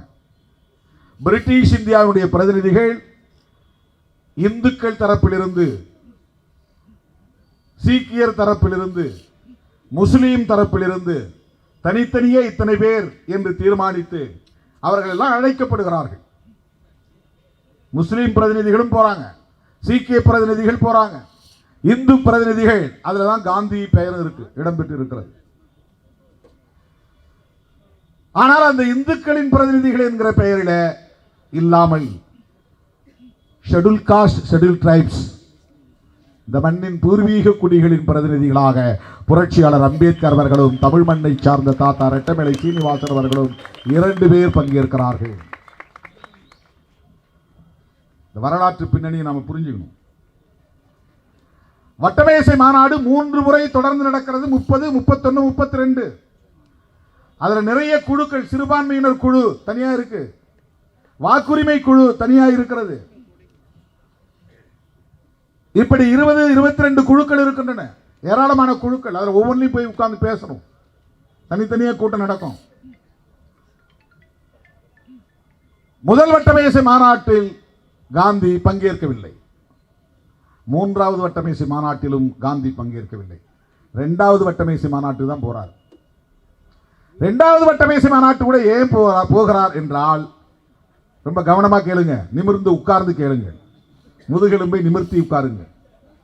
நீண்ட நேரமா உட்கார்ந்துருக்க 4 மணியிலிருந்து. புரட்சியாளர் அம்பேத்கர் அவர்கள் 1ஆம் வட்டமேசை மாநாட்டில் வாக்குரிமை குறித்து பேசுகிறார், சிறுபான்மையினரின் நலன்கள் குறித்து பேசுகிறார். அதைவிட முக்கியமாக இந்தியாவில தீண்டப்படாதவர்கள் என்று ஒரு சமூக பிரிவினர் இருக்கிறார்கள், பழங்குடியினர் என்ற சமூக பிரிவினர் இருக்கிறார்கள். இவர்கள் சொல்லனா துயரத்தில் இருக்கிறார்கள். இவர்களை சிறுபான்மையினராக ஏற்க வேண்டும். முஸ்லீம் சிறுபான்மையினர் சொல்றீங்களா, மைனாரிட்டிஸ். சீக்கியர்கள் சிறுபான்மையினர், மைனாரிட்டிஸ். அதை போல அப்பெல்லாம் ஷெட்யூல் காஸ்ட், ஷெட்யூல் ட்ரைப்ஸ் பேர் கிடையாது, அன்டச்சபிள்ஸ், அவ்வளவுதான். இந்த பிரிவினரை ஒட்டுமொத்தமாக இந்தியா முழுவதும் ஆளக்கூடிய இந்த பிரிவினரை அடையாளம் கண்டு அவர்களை சிறுபான்மையினராக ஏற்க வேண்டும். அவர்களுக்கான பிரதிநிதிகளை, சட்டமன்ற பிரதிநிதிகளை, மாநில சட்டமன்றம், மைய சட்டமன்றம், state legislative assembly, central legislative council, இதற்கு பிரதிநிதிகளை தேர்ந்தெடுக்கிற போது பொது வேட்பாளர்களை எல்லோரும் சேர்ந்து தேர்ந்தெடுக்கட்டும். தலித்துகளுக்கான பிரதிநிதிகளை தலித்துகள் மட்டுமே வாக்களித்து தேர்ந்தெடுக்க வேண்டும். அந்த மாதிரி ஒரு முறை இருந்திருந்தா 1999 நான் போட்டியிட்ட போய் எம்பி ஆயிருவேன். ஏன்னா 90% பேர் நமக்கு ஓட்டு போட்டாங்க. தலித் மக்கள் 2.5 லட்சம் ஓட்டு போட்டாங்க. 2.25 லட்சம் ஓட்டு, வன்முறைகளை எல்லாம் தாண்டி மொத்தமே 3.4 லட்சம் ஓட்டு தான் எஸ்சி ஓட்டுங்க. அதுல பதிவானதுல 2.25 லட்சம் ஓட்டு அப்படியே அக்மார்க் நெய்ன்னு சொல்லுவாங்க இல்லையா, அந்த மாதிரி அவ்வளவு ஓட்டு, 100 விழுக்காடு தலித் மக்கள் போட்ட ஓட்டு. கொஞ்சம் கூட இப்ப கலப்படமா இருக்குது, அப்ப கலப்படம் கிடையாது. இப்ப எல்லாரும் சேர்ந்து ஜனநாயக சக்திகள் எல்லாம் சேர்ந்து வாக்களிக்கிறார்கள். மீது நம்பிக்கை வந்திருக்கிறது. நமக்கான தலைவராகவும் திருமாவளவன் இருக்கிறார் என்ற நம்பிக்கை வந்திருக்கிறது. நமக்காகவும் குரல் கொடுக்கக்கூடியவராக இருக்கிறார் என்கிற நம்பிக்கை வந்திருக்கிறது. பரந்த பார்வை உள்ளவராக இருக்கிறார் என்கிற நம்பிக்கை வந்திருக்கிறது. அன்னைக்கு வரல. அப்போ 2.25 லட்சம் பேரும் பெரும்பான்மையாக வாக்களித்தும் ஷெட்யூல் காஸ்ட் சமூகத்தை சார்ந்த அனைவரும் 90 விழுக்காடு எங்கள் பிரதிநிதி திருமாவளவன் தான் என்று ஓட்டு போட்டும் ஜெயிக்க முடியல. குடிசைகளை கொடுத்தக்கூடியவர்கள் எல்லாரும் சேர்ந்து ஓட்டு போட்டவர் ஜெயித்து விட்டார். அவர் எஸ்சி பிரதிநிதியா உள்ள போறார். இதை பாருங்க, எத்தனை வருஷத்துக்கு முன்னால உணர்ந்திருக்கிறார் பாருங்க. 1999 சிதம்பரம் தொகுதியில் இப்படி தேர்தல் நடக்கும். திருமாவளவனுக்கு இவங்க மட்டும் தான் ஓட்டு போடுவாங்க, எதிர்த்து நிற்கிறவனுக்கு அவங்க எல்லாம் ஓட்டு போடுவாங்க. தலித் மக்களுக்கு எதிரானவர்களின் சார்பில் ஒரு பிரதிநிதி தேர்ந்தெடுக்கப்படுவார் என்பதை 1930 அவர் தெரிவிச்சிருக்கிறார். அப்பவே சொல்லியிருக்கிறார் பிரிட்டிஷ் கவர்மெண்ட்டை, ஷெட்யூல் காஸ்ட் பிரதிநிதிகளை ஷெட்யூல் காஸ்ட் மக்களே ஓட்டு போட்டு, அவர்கள் மட்டுமே ஓட்டு போட்டு தேர்ந்தெடுக்கக்கூடிய ஒரு தனி வாக்காளர் தொகுதி முறை வேணும். இன்னைக்கு இருக்கிறது தனி தொகுதி. இதுக்கு பேர் ஆங்கிலத்தில் ரிசர்வ்டு கான்ஸ்டிடியூன்சி. அப்ப அம்பேத்கர் கேட்டது செப்பரேட் எலக்டரேட். பொதுவாக ஒருத்தர் நிற்கட்டும், அவனுக்கு நாங்கெல்லாம் ஓட்டு போடுறோம். எஸ்சிக்குன்னு ஒருத்தர் நிற்கட்டும், அவனுக்கு நாங்கள் மட்டும் ஓட்டு போடுறோம். இதுதான் அம்பேத்கர் வைத்த கோரிக்கை. இது எஸ்சிக்கு மட்டும் இல்லை, முஸ்லீம்களுக்கும் அப்படித்தான், சிறுபான்மையினருக்கு. முஸ்லீம்கள் சிறுபான்மையா இருப்பாங்க, முஸ்லீம் அல்லாதவர்கள் பெரும்பான்மையா இருப்பாங்க. இப்ப ரெண்டு பேருமே முஸ்லீம் வேட்பாளர் நிறுத்துவாங்க. முஸ்லீம் அல்லாதவர்கள் ஓட்டு போடுற ஆள் தான் அந்த முஸ்லீம் தான் ஜெயிப்பார். முஸ்லீம்கள் 100% திரண்டு ஓட்டு போட்டாலும் அவர் ஜெயிக்க மாட்டார். அப்ப அம்பேத்கர் எல்லா சிறுபான்மையினரின் நலன்களை கருத்தில் கொண்டு சிறுபான்மை சமூகத்தவர் அவர்களுக்கான பிரதிநிதிகளை அவர்கள் மட்டுமே வாக்களித்து தேர்ந்தெடுக்கக்கூடிய இரட்டை வாக்குரிமையுள்ள தனி வாக்காளர் தொகுதி முறை 1930ஆம் ஆண்டு நடைபெற்ற முதலாம் வட்டமேசை மாநாட்டில் புரட்சியாளர் அம்பேத்கர் இதை சொல்ல, இது ஆங்கிலேய நாளேடுகளில் முதல் பக்க செய்தியாகவோ தலைப்புச் செய்தியாகவோ வருகிறது. இந்தியாவில் இருக்கிறவன் யாரும் போட மாட்டான். நம்ம செய்தி போடுறாங்களா? எத்தனை லட்சம் பேர் திரட்டணும் வெல்லும் ஜனநாயக மாநாட்டில், எத்தனை லட்சம் பேர் திரட்டணும் மது ஒழிப்பு மாநாட்டில். 4வது பக்கம் 8வது பக்கம் 3 காலம் 2 காலம் 1 காலம் செய்தி. மீடியா ரசிகர்கள் மாநாடு நடத்தினா அது 1.5 மாசம் 2 மாசம் பெரிய பெரிய செய்தி. அது ரசிகர்கள் மாநாடு, அது அரசியல் மாநாடு கிடையாது. கொள்கை அடிப்படையில் திரண்டு வந்தவர்கள் அல்ல, ஒரு ஹீரோயிசத்தின் அடிப்படையில் திரண்டு வந்தவர்கள். திரையில் பார்த்தோம், இப்போது நேரிலே பார்க்க போகிறோம் என்கிற ஒரு பேராவலோடு திரண்ட ஒரு மாஸ். அதை நம்ம குறை சொல்லலை. இந்த மீடியாவுடைய உளவியல் எப்படி இருக்கு பாருங்க. இங்க இருக்கிற மீடியாவுடைய உளவியல், சோசியல் மீடியாவில் நீங்க பரப்புனீங்க, ஸ்கிரீன்ஸ் போட்டு என்னது ஷார்ட்ஸ் ரீல்ஸ் அதை கொஞ்சம் போட்டு சில தம்பிங்க கொஞ்சம் செஞ்சாங்க. அதே இந்த முன்னணி பொறுப்பாளர்கள் செய்ய மாட்டாங்க, பொறுப்பிலே இல்லாத தோழர்கள் செஞ்சாங்க. அதெல்லாம் அது சோசியல் மீடியாவில் பரவிச்சு. எத்தனை லட்சம் பேர் என்று யாரும் விவாதிக்கல. எங்க திரும்பினாலும் சிறுத்தைகள் தலைகளாகத்தான் தெரிந்தன. அப்படியே காட்டாற்று வெள்ளம் போல் வந்துகிட்டே இருந்தாங்க. ராத்திரி 1 மணி வரையிலும் கும்பல் வந்துகிட்டே இருந்துச்சு. நள்ளிரவுக்கு மேல் லட்சக்கணக்கான மக்கள் திரண்டிருந்தார்கள். இந்தியாவிலேயே அப்படி ஒரு மாநாட்டை நடத்திய இயக்கம் விடுதலை சிறுத்தைகள் கட்சி தான். அந்த மாநாட்டை பார்த்துட்டு அடுத்த முதல்வர் திருமாவளவன் யாரும் பேசல. இவர் இங்க தாவ போறாரு, அங்க தாவ போறாரு. துணை முதல்வர் கேட்கிறாரு, போயும் துணை முதல்வர். ஒரு பிரதமர் சொல்லியிருந்தா கூட ஒரு ஏதோ ஒரு மகிழ்ச்சி, பேராசன் இருந்தா கூட. நம்முடைய டெடிகேஷன் அப்படி, நம்முடைய அர்ப்பணிப்பு, நம்முடைய உழைப்பு. சும்மா நம்ம ஆசைப்படலை, பதவிக்கு ஆசைப்படக்கூடியவர்களை பேசு விவாதத்தில் கூட ஒரு ஒரு ஒரு ஸ்டேட்டஸ் வேணும்ல, ஒரு தகுதி வேணும்ல. அப்படி வந்து குறைத்து மதிப்பிடுகிறார்கள். அம்பேத்கர் அம்பேத்கர் அம்பேத்கர் எவ்வளவு வயிற்றெரிச்சல் பாருங்க. அந்த வயிற்றெரிச்சல் தான் திருமாவளவன் திருமாவளவன் எங்க எப்ப பார்த்தாலும் திருமாவளவன் பத்தியே பேசிட்டு இருக்கிறாங்க. எரிச்சலா இருக்கு. என்ன எதையுமே திறந்து பார்க்க முடியல. டிவி திறந்தா விடுதலை சிறுத்தைகள் திருமாவளவன், சோசியல் மீடியா திறந்தா யூடியூப் சேனல் முழுக்க திருமாவளவன். இங்க போறாரா அங்க போறாரா, கூட்டணியை உடைக்க போறாரா, எடப்பாடியோட போக போறாரா, விஜயோட போக போறாரா, அவங்களே பேசிட்டு கிடக்குறாங்க. அது சிலருக்கு வந்து எரிச்சல் தாங்க முடியல. அப்ப தான் ஒரு முட்டுப்புள்ளி வச்சேன். சரி முடிப்பா, இனிமே யாரும் அதை பத்தி பேசாதீங்க அப்படின்னு ஒரு நாள் ஒரு முற்றுப்புள்ளி வச்சோம். இப்போ மூடிட்டாங்க, எல்லாம் வாய் மூடிட்டாங்க. அப்படி ஒரு மாநாட்டை நாம் நடத்தினோம், விடுதலை சிறுத்தைகள் கட்சி. தோழர்களே, புரட்சியாளர் அம்பேத்கர் அவர்கள் வட்டமேசை மாநாட்டில் தலித்துகளுக்காக, சிறுபான்மை சமூகத்தினருக்காக இரட்டை வாக்குரிமையுள்ள தனி வாக்காளர் தொகுதி முறை கேட்டார். அதுல கன்வின்ஸ் ஆயிட்டான். யாரு? பிரிட்டிஷ் ஏகாதிபத்தியம். நீ சொல்றதுல நியாயம் இருக்கு. காந்தியடிகள் எழுந்து பேசுறார் 2வது வட்டமேசை மாநாட்டுக்கு. அதுக்காக தான் போறார். இந்த செய்தி வந்தது பத்திரிகைகள்ல, இந்தியாவில் வரல, இங்கிலாந்து நாட்டில் வந்துச்சு. அது காந்தியினுடைய கவனத்துக்கு போச்சு. நீங்க போகாம விட்டீங்க. யாரோ ஒருத்தர் அம்பேத்கரா, அவன் போய் இப்படி எல்லாம் பேசிக்கிட்டு இருக்கிறான் அப்படின்னு அவருக்கு போய் எல்லாம் போட்டு கொடுத்துட்டாங்க. அவருக்கு கோபம் வந்துருச்சு. சரி, நான் 2வது வட்ட மாநாட்டுக்கு போறேன்னு போய் அந்த கூட்டத்தில் போறதுக்கு முன்னாடி போய் முஸ்லீம் தலைவர்கள் எல்லாம் சந்திக்கிறார். காந்தியடிகள் நீங்க தெரிஞ்சுக்கணும். அப்படின்னா அப்புறம் ஏன் நீங்க காங்கிரஸ் ஆதரிக்கிறீங்கன்னு ஒரு கேள்வி வரும். அதுக்கப்புறம் சொல்றேன். வணக்கம். காந்தியடிகள் போய் முஸ்லீம் தலைவர்கள் எல்லாம் சந்திக்கிற போது ஆகா கான் ஒரு தலைவர் அங்க இருந்தார். அவரும் ஒரு பிரதிநிதி அங்க வந்திருந்தார். அவர் பேர் ஆகா கான்.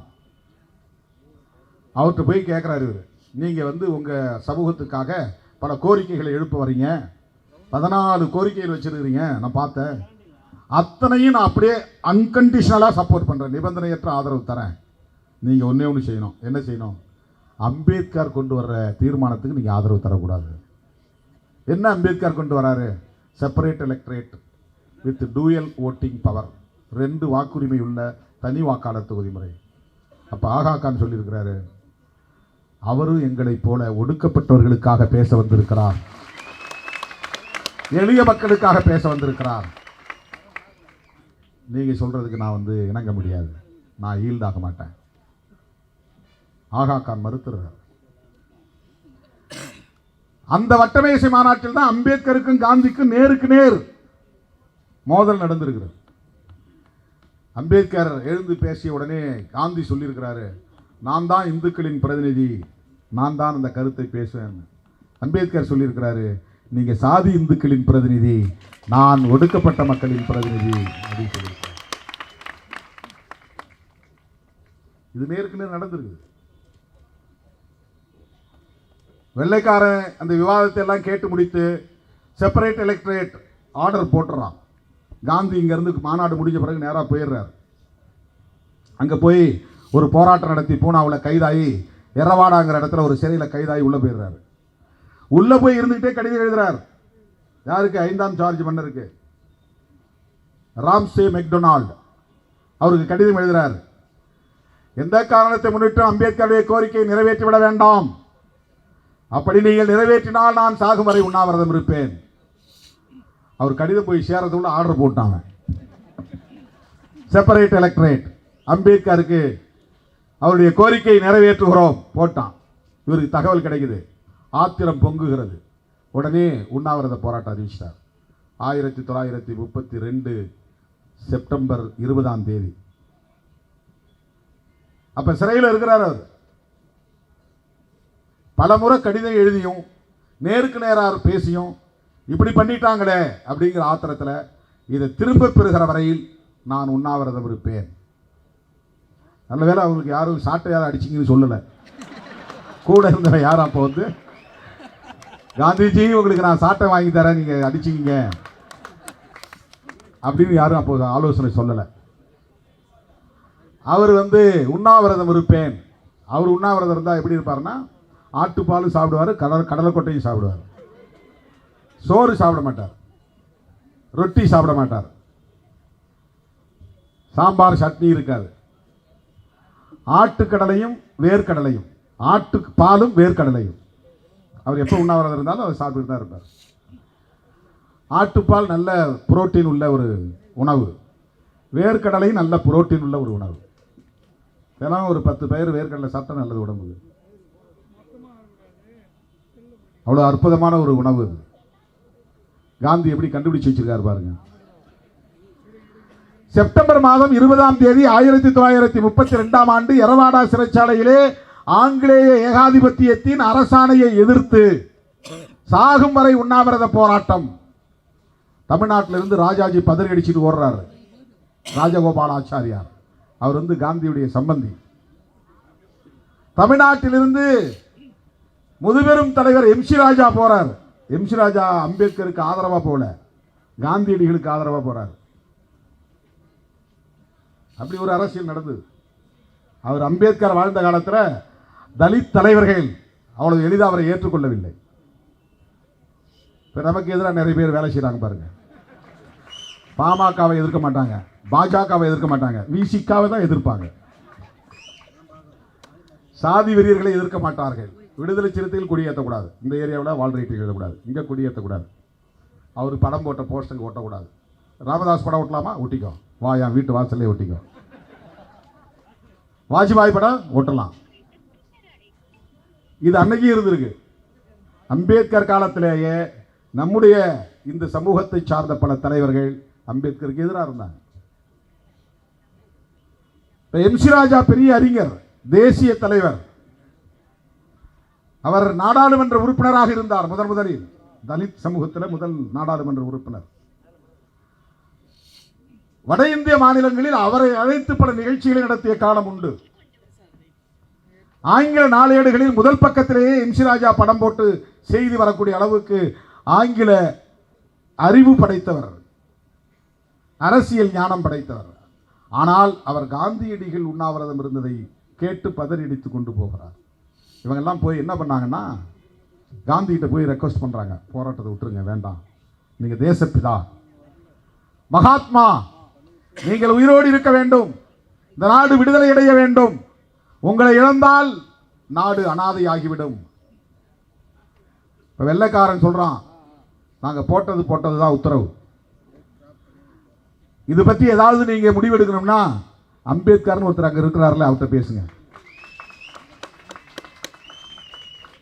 இந்த தலைவர்கள் எல்லாம் அம்பேத்கரை போய் சந்திக்கிறார்கள், முறையிடுகிறார்கள்.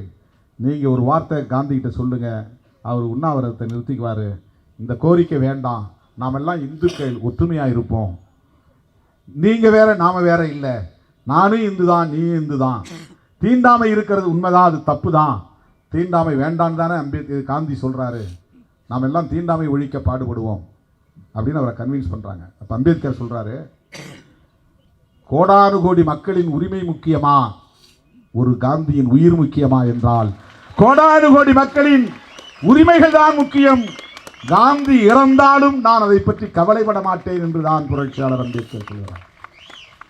அவர் சாகட்டை விடுங்க, அவர் யாரை எதிர்த்து உண்ணாவிரதம் இருக்கிறார்? வெள்ளைக்காரனை வெளியேற சொல்லியா உண்ணாவிரதம் இருக்கிறார்? எங்களுக்கு உரிமை தரக்கூடாதுன்னு உண்ணாவிரதம் இருக்கிறார். வெள்ளைக்காரன் கொடுத்த உரிமையை வேண்டாங்கிறார். அவரை நான் சந்திக்க முடியாது.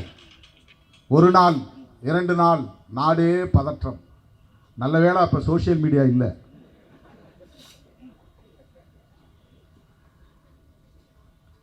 தொடர்ந்து பதற்றம் நிலவிய சூழலில், பலரும் அழுத்தம் கொடுத்த சூழலில், சரி போய் பார்த்துட்டு தான் வருவோமேன்னு போறார். யார்? அம்பேத்கர். எங்க? எரவாடா சிறைச்சாலைக்கு. இவங்கெல்லாம் என்ன நினைச்சாங்கன்னா, காந்தி சன்னியாசி கோலத்தில் இருக்கிறார். தெரியுங்களா எப்படி இருப்பாரு? உங்களுக்கு தெரியும். அவரை பார்த்தா எல்லாரும் உடனே காலை தொட்டு வணங்குவாங்க, கீழே விழுந்துருவாங்க. அம்பேத்கரையும் அப்படி சராசரி ஆளா அவங்க நினைச்சு அழைச்சிட்டு போனாங்க. அம்பேத்கர் அவரை பார்த்தாருன்னா கரைஞ்சிருவார், காலில் விழுந்துருவார் அப்படின்னு. அங்கே போன பிறகு அம்பேத்கர் ஃபயரா மாறிட்டார். அம்பேத்கர் என்பது பெயர் இல்லை, ஃபயர். அம்பேத்கர் என்பது வெறும் பெயர் அல்ல, ஃபயர். அம்பேத்கர் போய் காந்தி கிட்ட உட்கார்ந்த உடனே அப்படியே நெருப்பா மாறிட்டார். என்ன, எதுக்காக உண்ணாவிரதம் இருக்கிறீங்க? ஏன் இந்த நாடகம்? நீங்களும் உங்க காங்கிரஸ் கட்சி இந்த மக்களுக்கு என்ன செஞ்சீங்க? விரல் விட்டு சொல்லுங்க. நீங்களும் உங்கள் காங்கிரஸ் கட்சியும் இந்த ஒடுக்கப்பட்ட மக்களுக்கு செய்தது என்ன? மிஸ்டர் காந்தி, இதை சொல்லுகிற துணிச்சல் புரட்சியாளர் அம்பேத்கர் ஒருவருக்கு தான் இருக்கு. அப்ப அம்பேத்கருக்கு என்ன வயசு? 40 வயசு முடிஞ்சு 41 வயசு. நிறைய பேர் 40 வயசுல உள்ளவங்க இருக்கிறீங்க. 40, 41 வயசு. மிஸ்டர் காந்தின்னு தான் பேசினார். கதர் சட்டை போட்டவன் தான் காங்கிரஸில் உறுப்பினராக முடியும் என்று நிபந்தனை விதிக்கிற உங்களால் தீண்டாமையை கடைபிடிக்காதவன் தான் காங்கிரஸில் உறுப்பினராக இருக்கலாம் என்று சொல்லுகிற துணிச்சல் உங்களுக்கு உண்டா என்று கேட்கிறார். 2 பேருக்கு இடையில கடுமையான வாதம், பிரதிவாதம் நடக்குது.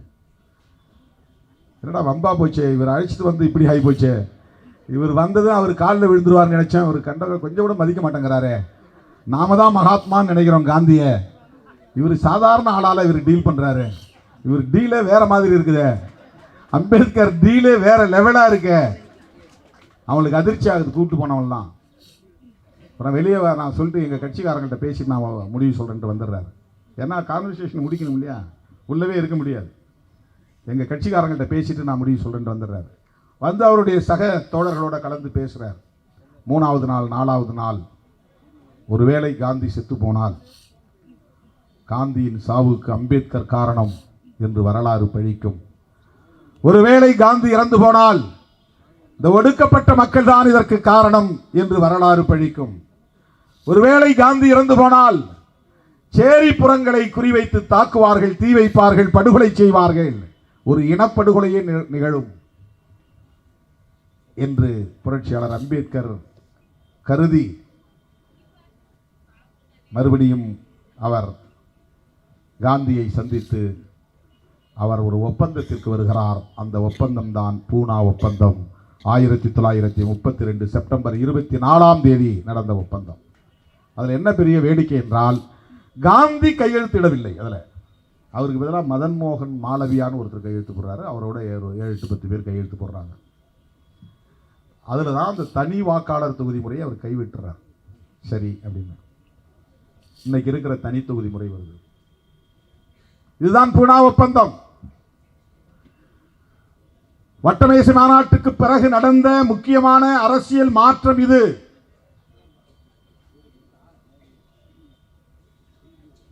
அதன் பிறகு அரசமைப்பு சட்டம் எழுதுவதற்கான அரசியல் நிர்ணய சபை, அதுதான் கான்ஸ்டிடியூயன்ட் அசம்பிளி. இப்ப பார்லிமெண்ட் ஒன்று கிடையாது, கான்ஸ்டிடியூயன்ட் அசம்பிளி. அது தேர்தலில் நிற்கணும். மாகாண சட்டசபை உறுப்பினர்கள் ஓட்டு போட்டு தேர்ந்தெடுக்கணும். அப்ப வாக்காளர்கள் அனைவருக்கும் வாக்குரிமை கிடையாது, பொதுமக்கள் அனைவருக்கும் வாக்குரிமை கிடையாது. அப்போ இப்ப இருக்கிற மாதிரி நமக்கெல்லாம் ஓட்டு உரிமை இருப்பது போல அப்போ ஓட்டு உரிமை கிடையாது. படித்தவர்களுக்கு, பட்டதாரிகளுக்கு, பட்டா உள்ளவர்களுக்கு வாக்குரிமை இருந்தது, நிலப்பரப்புகளுக்கு வாக்குரிமை இருந்தது. அதன் அடிப்படையில் தேர்ந்தெடுக்கப்பட்ட மாகாண சட்டமன்ற உறுப்பினர்கள் இருந்தார்கள், மைய சட்டமன்ற உறுப்பினர்கள், அதுதான் கான்ஸ்டிடியூயன்ட் அசம்பிளி மெம்பர்ஸ். அருமை தோழர்களே, புரட்சியாளர் அம்பேத்கர் அவர்கள் அரசியல் நிர்ணய சபை உறுப்பினராக பெங்கால் பகுதியில் இருந்து, கொல்கத்தா பிரசிடென்சியில் இருந்து தேர்ந்தெடுக்கப்படுகிறார்.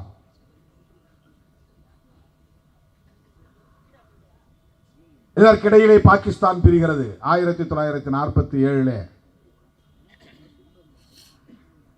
பாகிஸ்தான், மேற்கு பாகிஸ்தான், கிழக்கு பாகிஸ்தான் என்று 2 பாகிஸ்தான் உருவாகிறது. இந்தியா என்பது, பிரிட்டிஷ் இந்தியா என்பது மேற்கே இருக்கிற பாகிஸ்தானையும், கிழக்கே இன்றைக்கு இருக்கிற பங்களாதேஷ், மேற்கு வங்கம் உட்பட அந்த பகுதியும் சேர்ந்ததுதான். அப்போது அந்த பெங்கால் என்று சொல்லப்படக்கூடிய பகுதியில் வெஸ்ட் பெங்கால் என்பது பிரிட்டிஷ் இந்தியாவோடு இணைந்து கொள்கிறது. ஈஸ்ட் பெங்கால் என்பது ஈஸ்ட் பாகிஸ்தானாக மாறுகிறது. இதுவும் பாகிஸ்தான், அதுவும் பாகிஸ்தான். இடையில ஒடிசா இருக்கு, பஞ்சாப் இருக்கு, ஜம்மு காஷ்மீர்லாம் இருக்கு. ஒரு 700-800 மைல் இடைவெளி இருக்கு. அந்த பக்கம் ஒரு பாகிஸ்தான், இந்த பக்கம் ஒரு பாகிஸ்தான். இது எவ்வளவு பெரிய ஆபத்து. அதுக்கு பிறகு அங்கே மறுபடியும் இந்தியாவுக்கும் பாகிஸ்தானுக்குமான யுத்தமாக மாறி அந்த ஈஸ்ட் பாகிஸ்தானை மீட்டு அதை பங்களாதேஷாக உருவாக்கியவர் இந்திரா காந்தி அம்மையார். அது பங்களாதேஷ் தனிநாடாகி போச்சு. இப்ப பாகிஸ்தான் ஒரே பாகிஸ்தான் தான். இப்ப அதுக்கு பேர் மேற்கு பாகிஸ்தான் கிடையாது, பாகிஸ்தான், அவ்வளவுதான். அந்த அந்த ஈஸ்ட் பாகிஸ்தான் என்கிற பகுதியில் இருந்துதான் அம்பேத்கர் தேர்ந்தெடுக்கப்படுகிறார் கான்ஸ்டிடியூயன்ட் அசம்பிளியாக. அது தனிநாடாக பிரிந்தவுடன் அவருடைய மெம்பர்ஷிப் போயிடுச்சு. அப்புறம் மறுபடியும் அவர் தேர்தலில் நின்று வெற்றி பெற்று அரசியல் நிர்ணய சபை உறுப்பினராக உள்ளே போகிறார். அப்ப அவரை தோற்கடிப்பதற்கு அம்பேத்கரே எழுதுகிறார், என்னை தோற்கடிப்பதற்கு யார் யார் வேலை செய்தார்கள். அப்ப அவர் காங்கிரஸ் மேல குற்றம் சாட்டல, 2 பேர் மேல குற்றம் சாட்டுறார். ஒருத்தர் வீர் சாவர்கர், அவங்க மொழியில சாவர்கர், இந்து மகாசபா, அதுக்கப்புறம் RSS.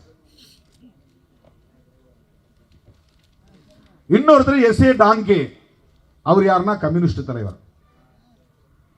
அப்ப அம்பேத்கரை தேர்ந்தெடுக்க விடாமல் தடுப்பதற்கு எதிர் பிரச்சாரத்தில் ஈடுபட்டவர்கள், என்னை தோற்கடிக்க முயற்சித்தவர்கள் என்று அம்பேத்கர் அவர்களே எழுதியிருக்கிறார். இது வரலாற்று உண்மை. அப்படி அவர் கான்ஸ்டிடியூயன்ட் அசெம்பிளி என்கிற அரசியல் நிர்ணய சபையிலே தேர்ந்தெடுக்கப்பட்ட பிறகு அந்த நிர்ணய சபையில் பல குழுக்கள் உருவாக்கப்படுகின்றன. அதில் முக்கியமான குழு தான் வரைவு குழு, டிராஃப்டிங் கமிட்டி. அந்த டிராஃப்டிங் கமிட்டியுடைய வேலை என்னன்னா, பல்வேறு குழுக்கள் ஆய்வு செய்து தருகிற தரவுகளை எல்லாம் வைத்துக்கொண்டு சிறுபான்மையினர் நலனுக்கான குழு, வாக்குரிமை தொடர்பான குழு, ஆட்சி நீதி நிர்வாகம் தொடர்பான குழு, காவல்துறை நிர்வாகம் தொடர்பான குழு, வரி வசூல் சம்பந்தமான, இப்படி பல்வேறு குழுக்கள். அந்த குழுக்கள்லாம் வெவ்வேறு தளங்களில் மக்கள்கிட்ட வேலை செய்து தரவுகளை திரட்டி அவங்க டிராஃப்டிங் கமிட்டியில் கொடுப்பாங்க. டிராஃப்டிங் கமிட்டியில் அம்பேத்கர் தலைமையில் 7 பேர். நான் முதல்ல சொன்னது மாதிரி 7 பேரில் 5 பேர் பிராமின். KM முன்ஷி, அல்லாடி கிருஷ்ணசாமி, TT கிருஷ்ணமாச்சாரி, இந்த மாதிரி இன்னும் 2 பேர் பிராமின்ஸ். ஒருத்தர் ஐயங்கார், ஒருத்தர் முஸ்லீம், இவர் ஷெட்யூல் காஸ்ட். இவர் தலைமையில் தான் டிராஃப்டிங் கமிட்டி. தோழர்களே, அம்பேத்கர் சொல்றாரு, நான் கான்ஸ்டிடியூயன்ட் அசெம்பிளிக்கு வரணும்னு ஆசைப்பட்டேன். இந்த SC மக்களுக்காக. அப்பெல்லாம் அதுக்கு டிப்ரெஸ்ட் கிளாஸ்னு பேர், ஷெட்யூல் காஸ்ட்னு பேர் கிடையாது. டிப்ரெஸ்ட் கிளாஸ்னா ஒடுக்கப்பட்டவர்கள், நசுக்கப்பட்டவர்கள் அப்படின்னு பேர். டிப்ரெஸ்ட் கிளாஸ் பீப்புள், அவர்களுக்காக, அவருடைய உரிமைகளுக்காக மன்றத்தில் பேசலாங்கிற ஒரு ஆசையோடு நான் வந்தேன். நான் எதிர்பார்க்கல என்ன வரைவு குழுவில் நீங்கள் உறுப்பினராக்குவீர்கள் என்று நான் எதிர்பார்க்கவில்லை. ஒரு பெரிய வாய்ப்பு, அதைவிட மிகப்பெரிய வாய்ப்பு, அந்த வரைவு குழு தலைவராகவே என்னை நியமித்து விட்டீர்கள். நான் மகிழ்ச்சி அடைகிறேன். இது பெரும் பாக்கியமாக நான் கருதுகிறேன் என்று புரட்சியாளர் அம்பேத்கர் நெகிழ்ந்து பேசியிருக்கிறார். 3 வருடங்கள், 13 நாள் தான் குறைச்சது. 3 வருஷம், 2 ஆண்டு 11 மாசம் 17 நாள், கரெக்டா 3 வருஷம். அதுக்கே இவர் டிலே பண்றாரு, மெத்தனமா செயல்படுறாரு, இன்னும் எழுதிக்கிட்டே இருக்கிறாரு, எப்பதான் இந்த அரசமைப்பு சட்டம் வரும், இப்படி நிறைய கிரிட்டிசிசம். ஏன்னா அவங்களுக்கு வயிற்றுச்சல், அம்பேத்கர் கொடுத்துட்டால எழுதுறதுக்கு. காலத்துக்கும் வரலாற்றில் இவர் நினைக்க போறாரு. அவர் மேல என்ன குற்றம் சொல்லலாம், குறை சொல்லலாம், அவரை எப்படி விமர்சிக்கலாம். அப்போ ஒரு கார்ட்டூனே போட்டிருந்தான் ஒரு இங்கிலீஷ் பத்திரிகையில். அதை தான் நான் போன முதல் முறையாக எம்பி ஆனப்போ அதை பிரச்சனையாக்கினேன் நாடாளுமன்றத்தில். அதை என்ன பண்ணிட்டான், இந்த CBSE பாடத்திட்டத்தில் ஒரு புத்தகத்தில் பாடத்திட்டத்தில் வச்சுட்டாங்க அந்த கார்ட்டூனை. எப்போவோ நடந்த கார்ட்டூன். இப்போ எதுக்கு அந்த பிள்ளைங்க கவனத்தை அதை கொண்டுட்டு போகணும், இது வேணும்னே அம்பேத்கரை இழிவுபடுத்துறதுக்காக பண்ணியிருக்காங்கன்னு நான் பிரச்சனை எழுப்பி அதுக்கப்புறம் அதிலிருந்து எடுத்துட்டாங்க, அந்த பாடத்திட்டத்திலிருந்து எடுத்துட்டாங்க. அதில் என்ன கார்ட்டூன்னா, அம்பேத்கர் நத்தையில் உட்காந்துருப்பார். நத்தை ரொம்ப ஸ்லோவாக தானே போகும். நத்தையில் உட்காந்துருப்பார், நத்தையில் சவாரி செஞ்சுட்டு இருப்பார். நேரு ஒரு சாட்டையை எடுத்து சவுக்கு எடுத்து அம்பேத்கரை அடிக்கிற மாதிரி, ஏய் சீக்கிரம் போன்னு 2 பேரையும் கிரிட்டிசைஸ் பண்ணுறாங்களாம். அவரே நத்தையில் உட்காந்து சவாரி செய்கிறாரு. இவர் சவுக்கால் அடித்தா நத்தை வேகமாக போயிடுமா? போகாது. அப்போ இது மெத்தனமாக போகுது. எப்போ இவங்க அரசமைப்பு சட்டத்தை எழுதி கொடுக்க போகிறாங்க, இது டிலே ஆகிக்கிட்டு இருக்கு. இப்போ அம்பேத்கர் அதுக்கும் அந்த கான்ஸ்டிடியூயன்ட் அசெம்பிளி போய் பேசுகிறார். எல்லாரும் இப்படி சொல்கிறாங்க.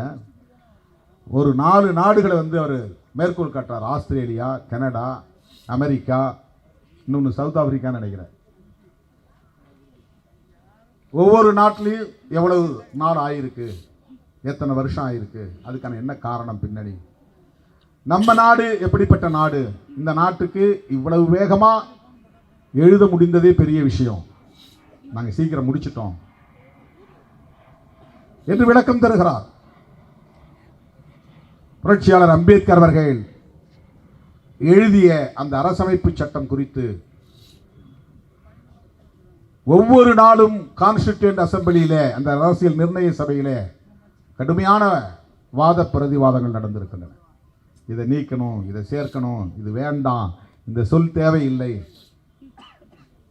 எல்லாவற்றுக்கும் உடனுக்குடன் எதிரிகளின் வாயடைக்கக்கூடிய வகையில அறிவாற்றல் நிறைந்த விடைகளை அளித்தவர் புரட்சியாளர் அம்பேத்கர் அவர்கள். அவன் வாயை கொடுத்து மாட்டிக்கிட்டமேன்னு எல்லாம் அவன் பின்வாங்கி ஓடிட்டாங்க. ஏன்னா அம்பேத்கர்கிட்ட அவருடைய ஜன்பம் பலிக்கவில்லை. இதில் என்ன முக்கியமான விஷயம் அப்படின்னா, இந்த அம்பேத்கர் அவர்கள் எழுதிய இந்த அரசமைப்பு சட்டம் 1949ஆம் ஆண்டு நவம்பர் திங்கள் 26ஆம் நாள் டாக்டர் ராஜேந்திர பிரசாத் கிட்ட கொடுக்குறார். ராஜேந்திர பிரசாத் யாருன்னா கான்ஸ்டிடியூண்ட் அசம்பிளியுடைய சேர்பர்சன், அவர் தான் தலைவர், அந்த சபைக்கு தலைவர். லீகல் அட்வைசர் யாருன்னா BN ராவ் அப்படின்னு ஒருத்தர் போட்டிருந்தாங்க. அவர் ஒரு பிராமணர். அவர் ஒரு டிராஃப்ட் எழுதி ஒரு மாடல் எழுதி கொடுத்துருந்தாங்க. ஆனால் அம்பேத்கர் அவர்கள் இரவு பகலாக கண் விழித்து, அவருக்கு ஏற்கனவே உடம்பு சரியில்லை, ஆனாலும் கண் விழித்து, அதில் தான் அவருக்கு உடல் நலிவு கூடியது. புத்தா ஹிஸ் தம்மா எழுதி முடிச்ச 3வது நாள் தான் அவர் இறக்குறார். அது எழுதிக்கிட்டு இருக்கும்போதே இறக்குறார். அதெல்லாம் எப்பேற்பட்ட படைப்புனா அது சாதாரணமான படைப்பு அல்ல. நவாயானா பௌத்தத்திற்கான ஒரு வேத நூல் புத்தான் ஹிஸ் தம்மா, புத்தமும் அவரது தம்மமும். அவர் எழுதிய படைப்புகளிலே 2ம் மிக முக்கியமானவை. அப்படியே தேசத்தை புரட்டி போடக்கூடிய, வரலாற்றை அடிப்படையாக கொண்டவை அந்த படைப்புகள். நிறைய எழுதியிருக்கிறார். அதை உட்கார்ந்து படிக்கணும் அப்படின்னாலே பல வருடங்கள் ஆகும். அது அமித்ஷாவால் படிக்க முடியுமானா நிச்சயம் படிக்க முடியாது. யாரையாவது படிக்க சொல்லி கேட்க முடியுமானா அதுக்கே அவருக்கு பொறுமை இருக்காது. நரேந்திர மோடிக்கே இதுக்கு பொறுமை இருக்காது. அவங்களுக்குலாம் டெலிப்ராம்ப்டரில் எழுத்து ஓட ஓட பேசுகிறவங்க அதை பார்த்துக்கிட்டு. இப்போல்லாம் பேப்பர் வச்சுட்டு பேசுறதுல இப்படி முன்னால் அதுக்கு பேர் டெலிப்ராம்ப்டர், அது எழுத்து ஓடிக்கிட்டே இருக்கும். உங்களை பார்த்துக்கிட்டு இருக்க மாதிரி இருக்கும், ஆனால் அவர் எழுத்து பார்த்து பேசிகிட்டு இருப்பார். அப்படி தான் அந்த தமிழ் செய்யுள்லாம் அவர் ஒப்புவிக்கிறது. பாரதியார் பாடலை பாடுறது, திருக்குறளை பாடுறதுலாம் எப்படி மனப்பாடம் பண்ணிட்டு பாடுறதில்ல, அதில் இருக்கும். ஹிந்தியில் எழுதியிருப்பாங்க, தமிழை ஹிந்தியிலே எழுதியிருப்பாங்க. டெலிப்ராம்ப்டர். இவங்க 1 மணி நேரம் உட்கார்ந்து அம்பேத்கர் எழுத 10 புத்தகத்தை ஒரு 10 பக்கம் வாசிக்கிற அளவுக்கு பொறுமை உண்டு அவர்களுக்கு. என்ன தகுதி இருக்கிறது அம்பேத்கரை விமர்சிப்பதற்கு? அம்பேத்கர் அவர்கள் எழுதிய புத்தகத்தில் ஒரு 10 பக்கத்தை பொறுமையாக உட்கார்ந்து 1 மணி நேரம் படிப்பதற்கு கூட உங்களுக்கு தகுதி உண்டா என்று கேட்க கடமைப்பட்டிருக்கிறோம். முடியாது, நிஜமா முடியாது. அதுக்கெல்லாம் வாய்ப்பே கிடையாது. அதில் வாசிக்கிற பழக்கங்கிறதே ரொம்ப அரிது. அதுக்கே ஒரு பொறுமை வேணும். கான்சென்ட்ரேட் பண்ணி படிக்கணும். உன் மூளை எங்கேயும் போகக்கூடாது, சிதறக்கூடாது, கவனம் சிதறக்கூடாது.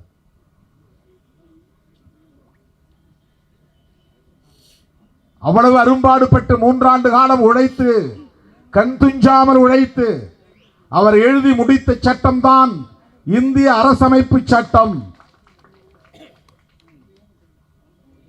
அந்த சட்டம்தான் நம்மை குடியுரிமை உள்ளவர்களாக அங்கீகரித்திருக்கிறது.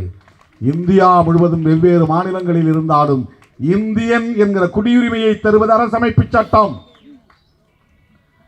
நமக்கு வாக்குரிமையை தருவது அரசமைப்பு சட்டம். இந்தியாவில் அதானியாய் இருந்தாலும், அம்பானியாய் இருந்தாலும், நம்ம ஊர் அந்தோனியாய் இருந்தாலும், அல்லா பிச்சையாக இருந்தாலும், ஆண்டியாய் இருந்தாலும், அவன் போடுகிற ஓட்டு ஒரு ஓட்டு. அந்த ஓட்டுக்கு இருக்கிற மதிப்பு ஒரு மதிப்பு. One man one vote one value. Political democracy, அரசியல் ஜனநாயகத்தை தருகிற சட்டம். இந்தியா முழுவதும் ஏழையாய் இருந்தாலும், பணக்காரனாய் இருந்தாலும், படித்தவனாய் இருந்தாலும், படிக்காதவனாய் இருந்தாலும், இந்தி பேசக்கூடியவனாக இருந்தாலும், இந்தி பேசாதவனாக இருந்தாலும், இந்துவாக இருந்தாலும், முஸ்லீமாக இருந்தாலும், அத்தனை பேருக்கும் வாக்களிக்கக்கூடிய உரிமை. ஒரு வாக்கு, அந்த ஒரு வாக்குக்கு ஒரே மதிப்பு என்கிற அந்த உரிமையை தருவது இந்திய அரசமைப்பு சட்டம்.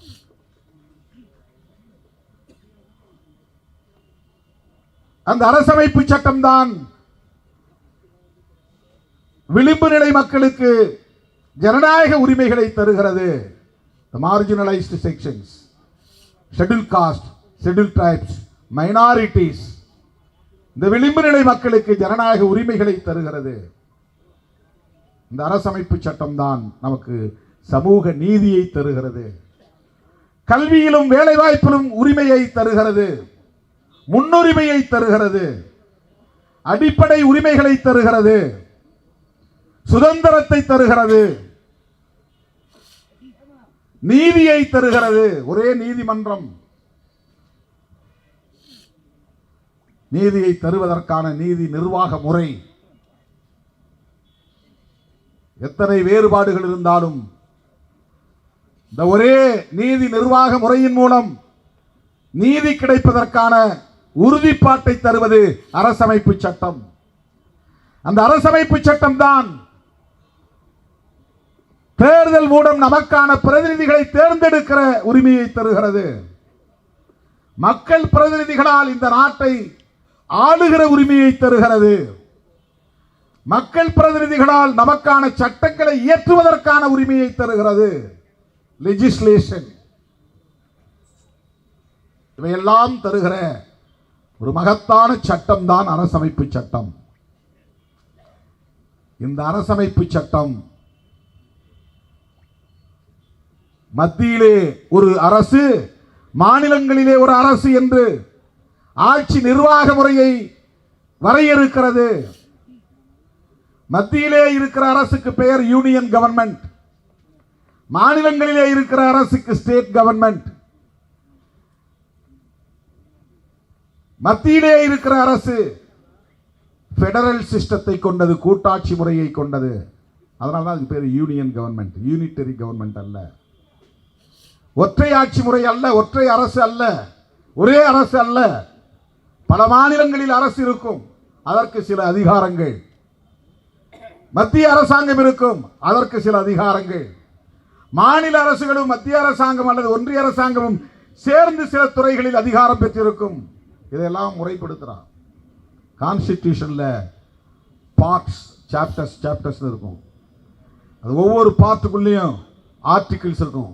மற்ற சட்டங்கள்ல செக்ஷன் சொல்றது, கான்ஸ்டிடியூஷன்ல ஆர்டிகிள்னு சொல்லுவாங்க. ஷெட்யூல்ஸ் இருக்கும். இந்தியாவுக்குள்ள எத்தனை மாநிலங்கள் இருக்கு அதுக்கு ஒரு லிஸ்ட். இந்தியாவுக்குள்ள எத்தனை மொழிகள் இருக்கிறது, நேஷனல் லாங்குவேஜஸ், அதுக்கு ஒரு லிஸ்ட். இந்த ஷெட்யூல்ஸ் இருக்கும். இதுதான் கான்ஸ்டிடியூஷன். ஒவ்வொரு குடிமகனுக்குமான அடிப்படை உரிமைகள், ஒவ்வொரு குடிமகனும் ஆற்ற வேண்டிய கடமைகள், நாடாளுமன்ற ஜனநாயக முறை, இவை எல்லாவற்றையும் பேசுகிற ஒரு சட்டம் தான், தலையாய சட்டம் தான் கான்ஸ்டிடியூஷன். இப்ப மற்ற சட்டம்லாம் இப்ப புதுசா உருவாகிற சட்டம்லாம் அந்த சட்டத்தை மீறக்கூடாது. அந்த சட்டத்தில் சொல்லப்பட்டிருக்கிற அடிப்படை கூறுகளை மீறக்கூடாது. அடிப்படை கூறுகள் என்ன? முக்கியமான கூறுகள் அரசமைப்பு சட்டத்தில் செக்யூலரிசம். செக்யூலரிசம்னா அரசாங்கம் வேற, மக்களுடைய மத நம்பிக்கை வேற. அரசாங்கம் மத நம்பிக்கை கொண்டிருக்க கூடாது. அரசாங்கத்திற்கு ஒரு மதம் இருக்கக்கூடாது. மக்கள் எந்த மதத்தையும் பின்பற்றலாம். அரசு மதசார்பற்ற அரசாக இருக்க வேண்டும். குடிமகன் மதசார்புள்ள குடிமகனா இருக்கலாம். நான் ஹிந்துன்னு சொல்லலாம், நீ கிறிஸ்டின் சொல்லலாம், ஒருத்தன் புத்திஸ்ட் சொல்லலாம், ஒருத்தன் சீக்கியன் அப்படின்னு சொல்லலாம், ஒருத்தன் யூதர்னு சொல்லலாம், ஜுடாயிசத்தை பின்பற்றலாம், யாரும் எந்த கடவுளையும் கும்பிடலாம். குடிமகனுக்கு மதசார்பு உண்டு, அரசுக்கு மதசார்பு கூடாது. செக்யூலரிசம். புளூரலிசம், பன்மைத்துவம். எத்தனை மதங்களும் இங்கே இருக்கலாம், எத்தனை மொழிகளும் இங்கே இருக்கலாம், எத்தனை கலாச்சாரங்களும் இருக்கலாம், எத்தனை வழிபாட்டு தலங்களும் இருக்கலாம். ஆனால் அந்த பன்மைத்துவத்திலே ஒற்றுமை இருக்க வேண்டும். யூனிட்டி இன் டைவர்சிட்டி. புளூரலிசம் அடிப்படை கூறு. பெடரலிசம் கூட்டாட்சி முறை. மாநில அரசு தனித்து இயங்கலாம், இந்திய ஒன்றிய அரசும் மாநில அரசும் இணைந்து இயங்க வேண்டும். மாநில அரசுகளுக்கு இணங்கி செயல்படக்கூடிய ஒரு ஒன்றிய அரசாங்கம் அங்கே இருக்க வேண்டும். அது தனி ஒரு அரசாக கோலோச்ச முடியாது. பெடரலிசம். சோசலிசம், ஒவ்வொரு மனிதனுடைய உழைப்புக்கு உரிய ஊதியம் வழங்கப்பட வேண்டும். அவனுடைய சமூக பொருளாதார தேவைகளை பூர்த்தி செய்யக்கூடிய ஒரு அரசு நிர்வாக முறை இருக்க வேண்டும், சோசலிசம். இன்னும் சில நிமிடங்களில் முடிக்க இருக்கிறேன். சோசலிசம், செக்யூலரிசம், புளூரலிசம், பெடரலிசம், இதுதான் அடிப்படை கூறுகள். அதை விட முக்கியமா இந்த அரசாங்கத்தை பற்றி அம்பேத்கர் சொல்றார். இந்த யூனியன் கவர்மெண்ட் எப்படிப்பட்டதா இருக்கும்? இந்த பிரியாம்பிள் வருது. பிரியாம்பிள்ங்கிறது தான் doctrine of modern India, philosophy of new India, a manifesto of modern India, ஒரு புதிய இந்தியாவை கட்டமைப்பதற்கான கொள்கை அறிக்கை. அதை ஜவஹர்லால் நேரு தான் தீர்மானமாக கொண்டு வந்தார் என்ற ஒரு வரலாற்று குறிப்பு இருக்கிறது. இங்கதான் காங்கிரஸோட நாம ஏன் இணைஞ்சு நிற்கிறோங்கிறத நம்ம புரிஞ்சுக்கணும். முதல்ல நான் சொன்ன பத்தியா, ஏன் காங்கிரஸோட நிற்கிறோம்? மதசார்பின்மையை புரட்சியாளர் அம்பேத்கர் முன்னிறுத்திய போது அந்த புள்ளியில் உடன்பட்டவர் ஜவஹர்லால் நேரு.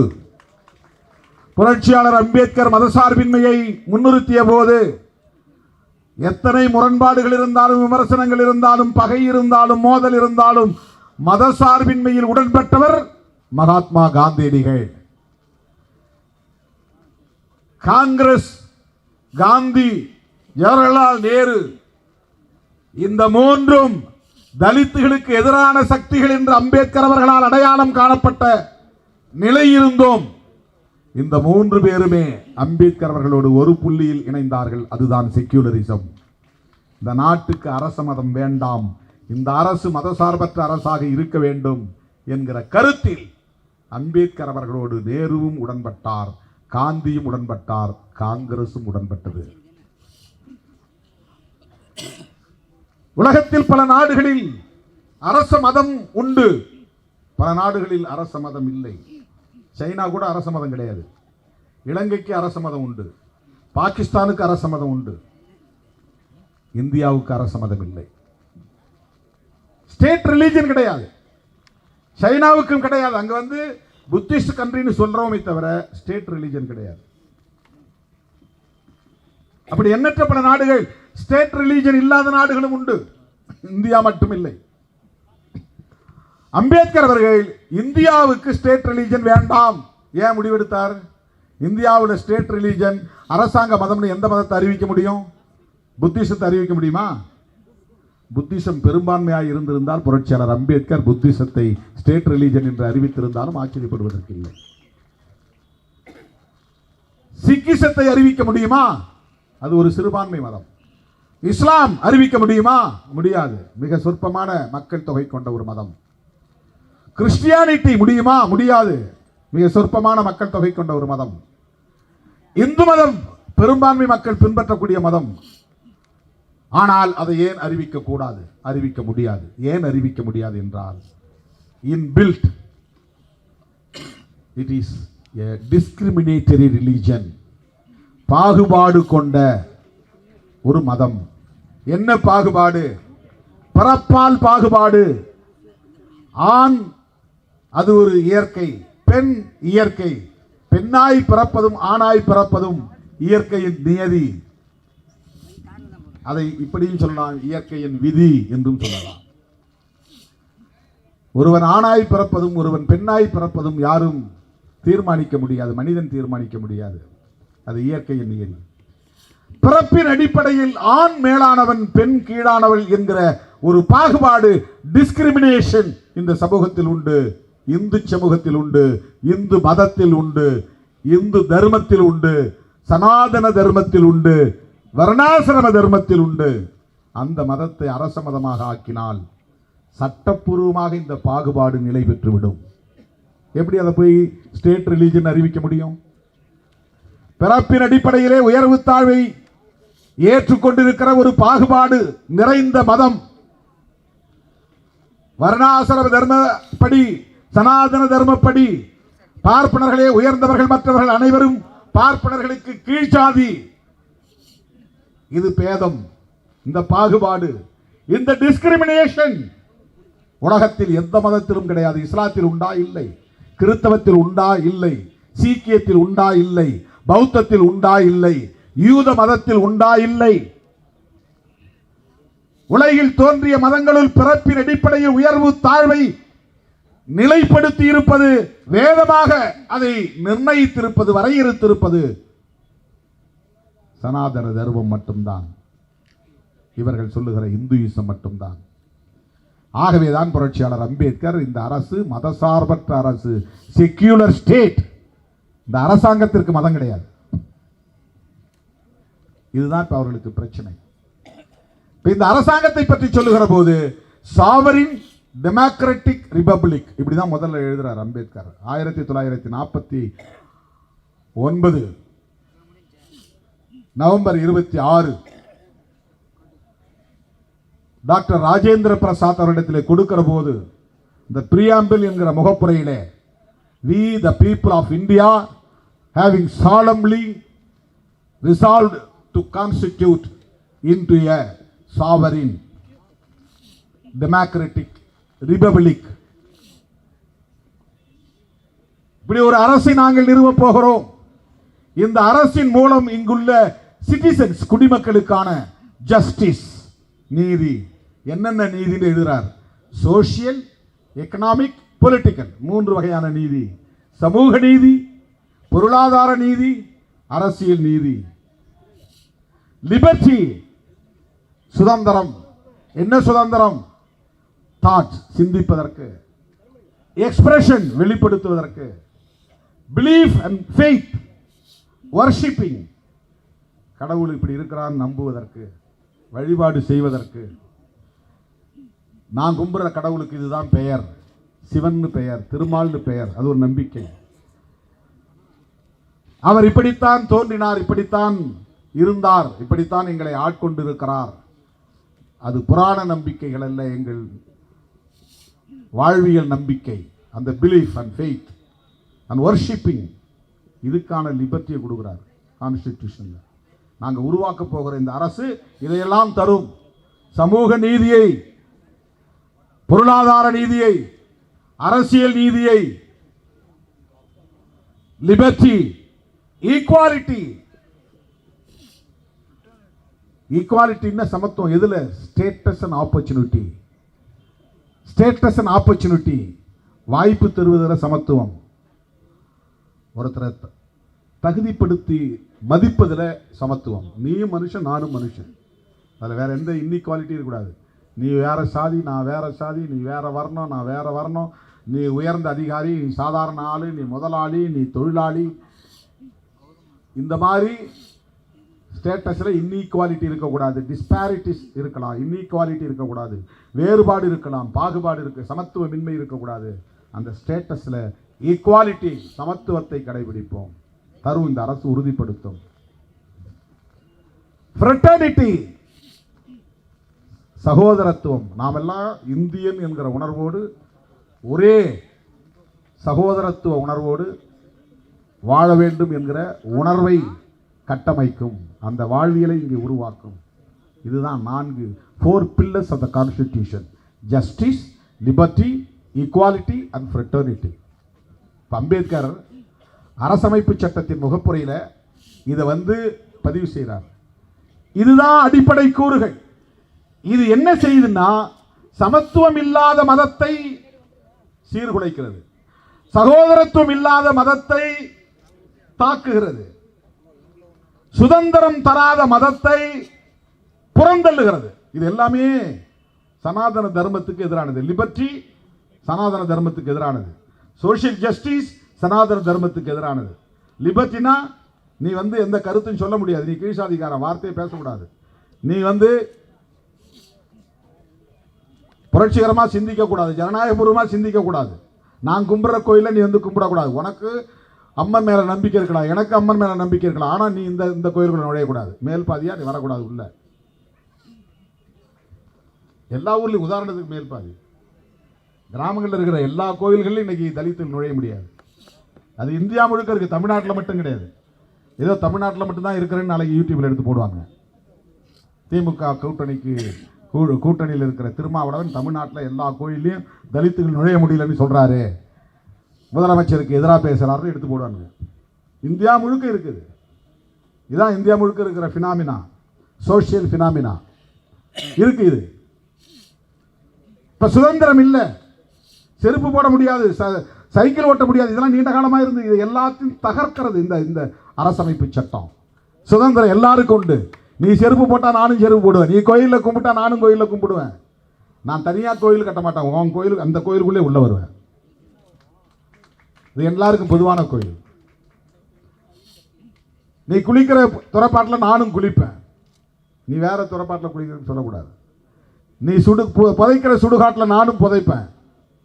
அதுதான் சுதந்திரம், அதுதான் சாதி ஒழிப்பு போராட்டம். சனாதன தர்மம் எப்படி பிரித்து வச்சிருந்தனா, ஒவ்வொருத்தனுக்கும் தனித்தனி சுடுகாடு, ஒவ்வொருத்தனுக்கும் தனித்தனி வாழிடம், ஒருத்தனுக்கும் தனித்தனி கோயில். இவன் அவனோட சேரக்கூடாது, அவன் இவனோட சேரக்கூடாது. தனித்தனியாக திருமண முறைகள், தனித்தனியாக ஈமச்சடங்கு முறைகள். பார்ப்பனனும் இந்து, சக்கிலியனும் இந்து. அவன் ஈமச்சடங்கு வேற, இவன் ஈமச்சடங்கு வேற. அவன் திருமண சடங்கு முறை வேற, இவன் திருமண சடங்கு முறை வேற. அவன் கற்ற தாலி வேற, இவன் கற்ற தாலி வேற. எல்லா இந்துக்களும் ஒரே மாதிரி தாலி கட்டுறதில்லை, ஒரே மாதிரி திருமணம் செய்யறதில்லை, ஒரே மாதிரி ஈமச்சடங்கு செய்யறதில்லை. இவ்வளவும் பிரிச்சு அவன் தனித்தனியா வச்சுட்டான். இது எல்லாவற்றையும் தகர்க்கிற சட்டம் அரசமைப்பு சட்டம். லிபர்ட்டி, ஈக்குவாலிட்டி, அதை விட முக்கியமா சகோதரத்துவம். எல்லாம் அண்ணன் தம்பியா பழகணும். அவனுக்கு அண்ணன் தம்பி சொன்னாலே பிடிக்காது. யாரை பார்த்து அண்ணன் சொல்ற? நீ யாரு, நான் யாரு? என்ன அண்ணன் சொல்றியா நீ? எந்த சாதிக்காரனும் ஒருத்தருக்கு ஒருத்தர் அண்ணன் தம்பி சொல்ல முடியாது. பேர சொல்ல, வாங்க நாயுடு, வாங்க முதலியார, வாங்க கோனார், இப்போ யாதவ் வாங்க யாதவ் ஐயா. சாதியை சொல்லி தான் கூப்பிட்டுக்கலாம், அண்ணன் தம்பி கூட முடியாது. அரசியலில் பேசிக்கிறாங்க அண்ணன் தம்பின்னு. அரசியலில் பேசுகிறது, மேடைகளில் பேசுறது, சமூகத்தில் இல்லை, சமூகத்தில் கிடையாது. ஃப்ரெட்டர்னிட்டி கிடையாது. எதுவெல்லாம் சனாதன தர்மத்தில் இல்லையோ அதையெல்லாம் இங்கே நிறுவப் போகிறோம் என்று சொல்லுகிற சட்டம் தான் புரட்சியாளர் அம்பேத்கர் எழுதியிருக்கிற அரசமைப்பு சட்டம். அது மனு எழுதிய சட்டம், சனாதன தர்மத்துக்கான வர்ணாசிரம சட்டம், மனுஸ்மிருதி. அந்த மனு எழுதிய 2000 ஆண்டுகளுக்கு முன்னால், 4000 ஆண்டுகளுக்கு முன்னால் எழுதிய அந்த சட்டம் புரட்சியாளர் அம்பேத்கரால் தகர்க்கப்படுகிற சட்டமாக புதிய சட்டம் எழுதுகிறார். அதுக்கு மாற்று சட்டம் தான் இது. அது சொல்லப்பட்ட அனைத்தையும் மறுக்கிற சட்டம், அதில் சொல்லப்பட்டிருக்கிற அனைத்தையும் தகர்க்கிற சட்டம், அது உருவாக்கி வைத்திருக்கிற சமூக கட்டமைப்பை உடைத்து நொறுக்குகிற சட்டம் அரசமைப்பு சட்டம். அதுல பெண்கள் அனைவருமே 50% மக்கள் இருக்கிறாங்கன்னா, பார்ப்பன பெண்மணியிலிருந்து கடைநிலையில் இருக்கிற சமூகத்தை சார்ந்த பெண்மணி வரையில் அப்படியே 100 விழுக்காடு பெண்களும் தீட்டுக்குரியவர்கள், கல்வி மறுக்கப்பட்டவர்கள், அதிகாரம் மறுக்கப்பட்டவர்கள், சொத்துரிமை மறுக்கப்பட்டவர்கள், கொடுமைக்கு ஆளாக்கப்பட்டவர்கள், ஆண்களுக்கு கீழானவர்கள். பெண்கள் அனைவருமே சூத்திரர்கள் என்று மனுஸ்மிருதி சொல்கிறது. அந்த பெண்கள் அனைவருமே கல்வி பெறலாம் என்று புரட்சியாளர் அம்பேத்கர் எழுதிய சட்டம் சொல்கிறது. Gender equality. எப்படிங்க இது ஆர்எஸ்எஸ் காரன் ஒத்துக்குவான்? இந்த சட்டத்தை தொட்டு கும்புறதெல்லாம் சும்மா நடிப்பு. அம்பேத்கர் காலை தொட்டு கும்புறதெல்லாம் நடிப்பு. ஏன்னா 3000-4000 வருஷமா கட்டி காப்பாத்திக்கிட்டு இருந்த சோசியல் ஆர்டர் மாறுது.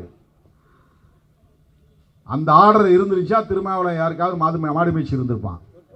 அம்பேத்கர் எழுதிய அரசமைப்பு சட்டம் வந்ததுனால திருமாவளவன் இன்னைக்கு மேடை ஏறி பேசுறான். எவ்வளவு பெரிய சேஞ்ச் பாருங்க. அதனால்தான் அவர் புரட்சியாளர் அம்பேத்கர். அதனால்தான் புரட்சியாளர். அவர் படை கட்டவில்லை, ஆயுத பயிற்சி எடுக்கவில்லை, ஆயுத கிடங்குகளை உருவாக்கவில்லை, காடுகளில் பதுங்கி வாழவில்லை. ஆனால் பல ஆயிரக்கணக்கான ஆண்டுகளாக புறையோடி கிடந்த ஒரு சமூகத்தை, பாகுபாடுகள் நிறைந்த ஒரு சமூக கட்டமைப்பை அரசமைப்பு சட்டம் என்கிற ஒற்றை ஆயுதத்தால் தகர்த்து கொண்டிருக்கிறார் புரட்சியாளர் அம்பேத்கர். அந்த அடிப்படை கூறு தோழர்களே, முதல்ல சொன்ன அந்த புளூரலிசம், ஃபெடரலிசம், சோசலிசம், செக்யூலரிசம், அது கோட்பாடு. இந்த நாடு பாருங்க, justice, liberty, equality and fraternity. இதுதான் பேசிக் ஃபேக்டர்ஸ் ஆஃப் த கான்ஸ்டிடியூஷன், அடிப்படை கூறுகள். இதுல கை வைக்க கூடாது என்பதுதான் உச்ச நீதிமன்றத்தின் தீர்ப்பாகவும் இருக்கிறது. நீ எதை வேணாலும் அமெண்ட்மெண்ட் பண்ணிக்கோ. இந்த இடத்துல காங்கிரஸ் நான் சொல்ல வேண்டிய தேவை இருக்கு. இந்திரா காந்தி அம்மையார் மிசா கொண்டு வந்தாங்க 1976-77. மிசான்னா maintenance of internal security act. அது ஒரு சட்டம். அந்த சட்டம் வந்த உடனே எதிர்க்கட்சிகளை எல்லாம் வேட்டையாடினாங்க. எவன் எதிர்த்து பேசினாலும் தூக்கி உள்ள போட்டாங்க, முட்டிக்கு முட்டி தட்டினாங்க. 20 அம்ச திட்டத்தை கொண்டு வந்தாங்க. கரெக்டாக 9 மணிக்கு ஆஃபீஸ் போனால் 9 மணிக்கு போகணும், 9:01 போனால் கூட சஸ்பென்ஷன். லேட்டாக எவனும் போக மாட்டான். அப்போ நான் ஹைஸ்கூலில் படிச்சுருந்தப்போ 20 அம்ச திட்டம் இருந்துச்சு.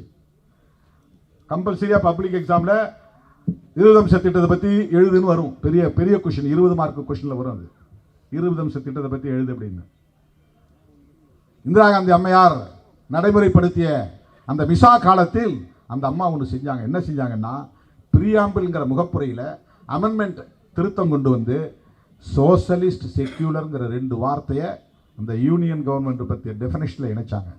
சாவரின் டெமோக்ராட்டிக் ரிபப்ளிக், அதுக்குள்ள சாவரின் டெமோக்ராட்டிக் 2க்கு இடையில சோசலிஸ்ட் செக்யூலர் இணைச்சிட்டாங்க. இப்போ 5 வார்த்தை: sovereign, socialist, secular, democratic republic.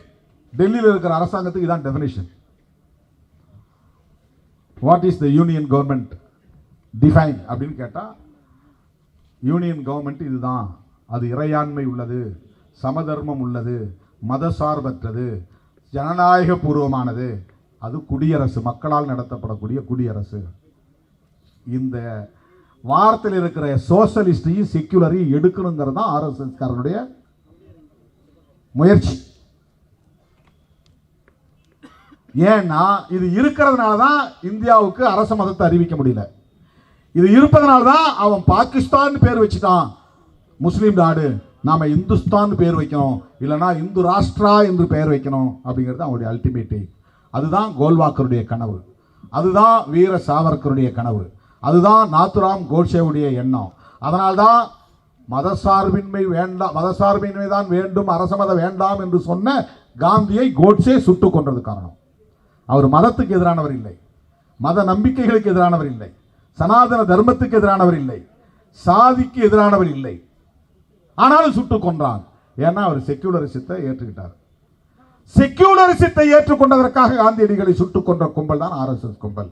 Nathuram Godse வீர சாவர்கரின் தலைமாணாக்கர்களுள் ஒருவன். அவன் முக்கியமான ஆள், மிக முக்கியமான டிசைபிள். சாவர்கர் அரசியல் கற்றவன்.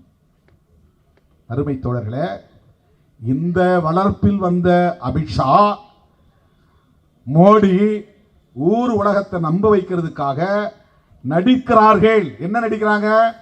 அவர் பாபா சாஹேப், நாங்களும் மதிக்கிறோம். அவர் வாழ்ந்த இடத்தை அலிப்பூர் சாலையில் இன்டர்நேஷனல் மெமோரியல் சென்டர்னு பல கோடி ரூபாயை செலவு பண்ணி உருவாக்கி வச்சிருக்கிறோம். அதை காங்கிரஸ் செஞ்சுதா? காங்கிரஸ் செய்யல, காங்கிரஸ் செய்யாது. ஏன்னா காந்தி காங்கிரஸை கடுமையாக அம்பேத்கர் எதிர்த்தார். எப்படி காங்கிரஸ் செய்யும்? அன்னைக்கு இந்து மகாசபா தான் இருந்ததே தவிர பிஜேபி கிடையாது. பிஜேபி எதிர்க்க வேண்டிய தேவை அன்னைக்கு அம்பேத்கருக்கு இல்லை. ஆர்எஸ்எஸ் வலிமை பெற்று இல்லை. இப்போ காந்தியும் காங்கிரஸ் தான் இப்ப இந்தியா முழுக்க.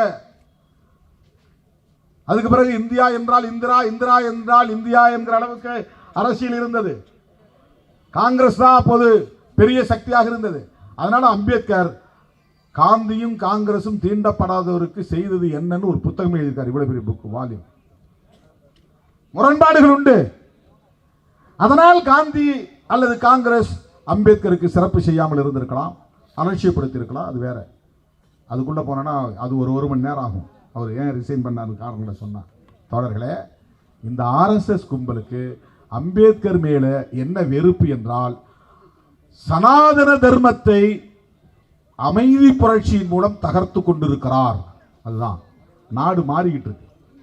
ஒரு புதிய இந்தியாவாக உருவாகி கொண்டிருக்கிறது. ஒரு புதிய இந்தியா உருவாகி கொண்டிருக்கிறது. பழைய சோசியல் ஆர்டர் மாறிட்டு வருது.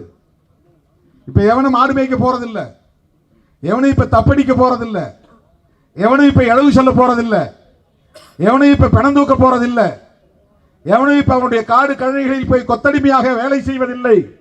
புரட்சியாளர் அம்பேத்கர் என்று முழங்கிக் கொண்டு இன்றைக்கு பள்ளிகளுக்கும் கல்லூரிகளுக்கும் பல்கலைக்கழகங்களுக்கும் ஐஐடி போன்ற உயர்கல்வி நிறுவனங்களுக்கும் போய்கொண்டிருக்கிறார்கள்.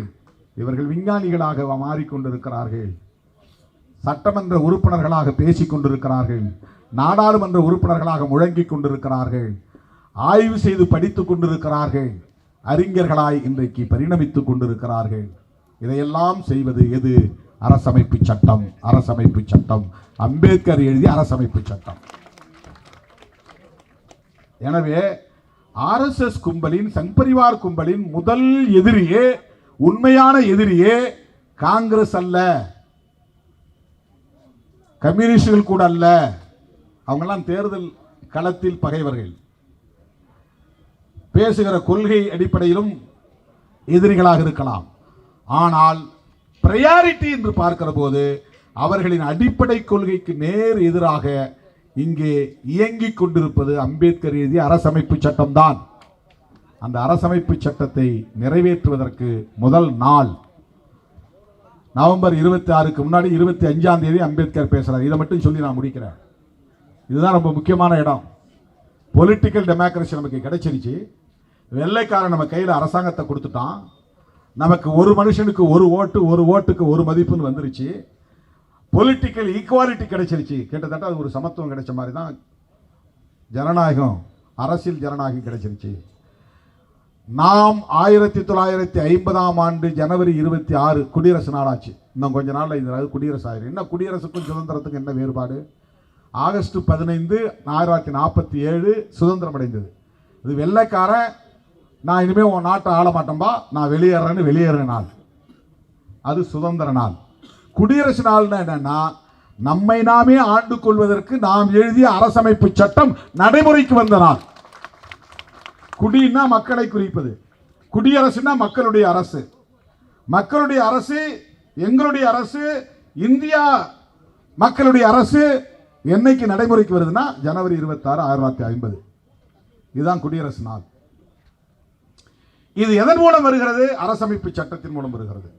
அரசமைப்பு சட்டம் எப்போது நிறைவு பெற்று ஒப்படைக்கப்படுகிறது? 1949 நவம்பர் 26. 47க்கும் 1950க்கும் இடையில இருக்கிற அரசாங்கம் காபந்து சர்க்கார்னு பேரு, தற்காலிகமான அரசு. அப்போ பண்டிட் ஜவஹர்லால் நேருவை அவன் சட்டம் இருக்கும், அவனுடைய நிர்வாகம் இருக்கும். அவன் எழுதிய அந்த 1935 கவர்மெண்ட் ஆஃப் இந்தியா ஆக்ட் நடைமுறையில் இருக்கும். அவன் பிசிக்கலாக வெளியே போயிடான், ஆனால் வெர்ச்சுவலாக இருக்கிறான். அவன் சட்டம் இருந்துகிட்டு தான் இருக்கு. நம்ம சட்டம் வர்ற வரையிலும் அவன் சட்டம் தான் இருக்குது. அதனால இடையில ஒரு அரசாங்கத்தை உருவாக்குறான். அந்த அரசாங்கத்தில் தான் பண்டிட் ஜவஹர்லால் நேரு பிரதமராகிறார். அதுவரையிலும் அவன் கட்டுப்பாட்டில் இருக்கிறதா தான் அர்த்தம். 50க்கு பிறகுதான் முழுமையான குடியரசாக இது மாறுகிறது. அது இண்டிபெண்டன்ஸ் டே. டிபெண்டன்ஸ்னா சார்ந்து இருக்கிறது, இன்டிபெண்டன்ஸ்னா சாராமல் இருக்கிறது. இன்டிபெண்டன்சி, நீ ஒருத்தர் சார்ந்திருந்தா அவனை டிபெண்ட் பண்ணி இருக்கிறேன்னு அர்த்தம். டிபெண்டன்ட், நான் எவனையும் சாராம இயங்க முடியும்னா இண்டிபெண்டா இருக்கிறேன்னு அர்த்தம். இந்த தேசம் டிபெண்டா இருந்தது இங்கிலாந்து அரசாங்கத்துல, அது இண்டிபெண்டா மாறிச்சு. அவனை சாராமல் இருந்தது. அது 1947 ஆகஸ்ட் மாதம் 15ஆம் தேதி. அப்பதான் அவன் வந்து பாகிஸ்தானை பிரிச்சு கொடுத்துட்டான். மேற்கு பாகிஸ்தான், ஈஸ்ட் பாகிஸ்தான்.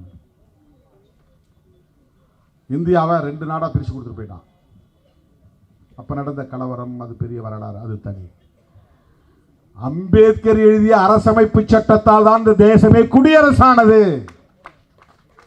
ஞான ஸ்நானம் பெற்றதுப்பாங்க இல்லையா கிறிஸ்டியானிட்டியில. ஒருத்தன் வந்து கோயில் சர்ச்சுக்கு போனாலும் வந்தாலும் கூட எப்ப உண்மையான கிறிஸ்தவனா மாறுறான்னா அங்க இருக்கிறவர் வந்து ஞானஸ்நானம் கொடுத்தாதான் உண்மையான கிறிஸ்தவனா மாற முடியும். இந்து மதத்திலேயே இப்படி வந்து பூணூல் போடுறாங்க, உபநயனம் கொடுக்கணுன்றாங்க. அது பிராமண சமூகத்தில் மட்டும்தான் இருக்கு. அப்ப அதுக்கு பிறகுதான் உண்மையான ஒரு இந்துவா மாற முடியும். அந்த மாதிரி இது உண்மையான குடியரசாக, தற்சார்புள்ள ஒரு அரசாக, ஏகாதிபத்திய சார்பில்லாத ஒரு அரசாக, அந்நியர்களின் ஆதிக்கம் இல்லாத ஒரு அரசாக, தனக்குத்தானே சட்டத்தை கொண்டு இயங்குகிற ஒரு மக்கள் அரசாக மாறியது 1950 ஜனவரி 26. இது நிகழ்ந்தது அம்பேத்கர் அவர்களால். இந்த தேசம் குடியரசானது. அம்பேத்கர் கை வச்சு இந்தியாவுக்கு ஞானஸ்நானம் கொடுக்கிறார், இந்திய தேசத்திற்கு ஞானஸ்நானம் கொடுக்கிறார். நீ குடியரசாக கடவுது, உன்னை இன்று முதல் நான் குடியரசாக்குகிறேன். ஜனநாயகம், நாடாளுமன்ற ஜனநாயகம் உள்ள ஒரு ஆட்சி நிர்வாக முறையை நான் தருகிறேன். எல்லோருக்கும் ஒரே நேரத்தில் குடியுரிமையை தந்தார் அந்த சட்டத்தின் மூலமா. அதுக்கு முன்னாடி வரை நம்ம பிரிட்டிஷ் பிரஜை தான், இந்த குடியரசு வந்த பிறகு நாம் எல்லாம் இந்தியன் சிட்டிசன்ஸ். எல்லோருக்கும் குடியுரிமை தந்தவர் புரட்சியாளர் அம்பேத்கர் அரசமைப்பு சட்டத்தின் மூலமா. அப்போ 25ஆம் தேதி என்ன பேசினார்னா, அரசியல் ஜனநாயகம் கிடைச்சிருச்சு, நாம ரொம்ப ஆபத்தான ஒரு கட்டத்தை நோக்கி பயணிக்கிறோம், இங்க சமூக ஜனநாயகம் இல்லை. சமூக ஜனநாயகம்னா என்ன? அதுக்கு அவர் விளக்குறார். சமூக ஜனநாயகம் என்பது ஒரு வாழ்வியல் முறை. என்ன வாழ்வியல் முறை? சகோதரத்துவம் உள்ள ஒரு வாழ்வியல் முறை. சகோதரத்துவம் இருந்தால்தான் அது சமூக ஜனநாயகம். சகோதரத்துவம் எப்ப வரும்? லிபர்ட்டி ஈக்குவாலிட்டி இருந்தாதான் சகோதரத்துவம் வரும். இந்த லிபர்ட்டி ஈக்குவாலிட்டி ஃப்ரெட்டர்னிட்டிங்கிற 3 வார்த்தையும் ஜஸ்டிஸ் அவர் விட்டுட்டார். இந்த 3 வார்த்தையை ட்ரினிட்டி, திரித்துவ கொள்கைங்கிறார், 3 முக்கொள்கைங்கிறார். இந்த 3 ஒன்னோடு ஒன்று தொடர்புடையவை. லிபர்ட்டி மட்டும் தனித்து இயங்க முடியாது. சமத்துவம் இல்லாமல் சகோதரத்துவம் இல்லாமல் லிபர்ட்டி வேஸ்ட். லிபர்ட்டி இல்லாமல் சமத்துவம் பயன்படாது. லிபர்ட்டியும் சுதந்திரமும் சமத்துவம் இல்லைன்னா சகோதரத்துவம் இருக்காது. சகோதரத்துவம் இல்லைன்னா சமத்துவம் சுதந்திரம் இருக்காது. இந்த 3 இருக்கணும். இந்த 3 இருக்கிற மாதிரி சமூகத்தில் சில வேலைகளை நாம் செய்ய வேண்டியிருக்கிறது. அரசமைப்பு சட்டத்தை முறையாக நடைமுறைப்படுத்துவதன் மூலம் என்ன? எஜுகேஷன், எம்ப்ளாய்மெண்ட் எல்லோருக்கும் தர வேண்டும். கல்வி, வேலை வாய்ப்பு உறுதிப்படுத்த வேண்டும். அப்பதான் இந்த 3 நடைமுறைக்கு வரும். கல்வி, வேலை வாய்ப்பு தரணும்னா என்ன வேணும்? சோசியல் ஜஸ்டிஸ் வேணும். சோசியல் ஜஸ்டிஸ் வேணும்னா அதுக்கு சட்டம் வேணும். அதுதான் இடஒதுக்கீடு சட்டம். இதெல்லாம் முறையா நடைமுறைப்படுத்தினாதான் சமூக ஜனநாயகம் வளரும்.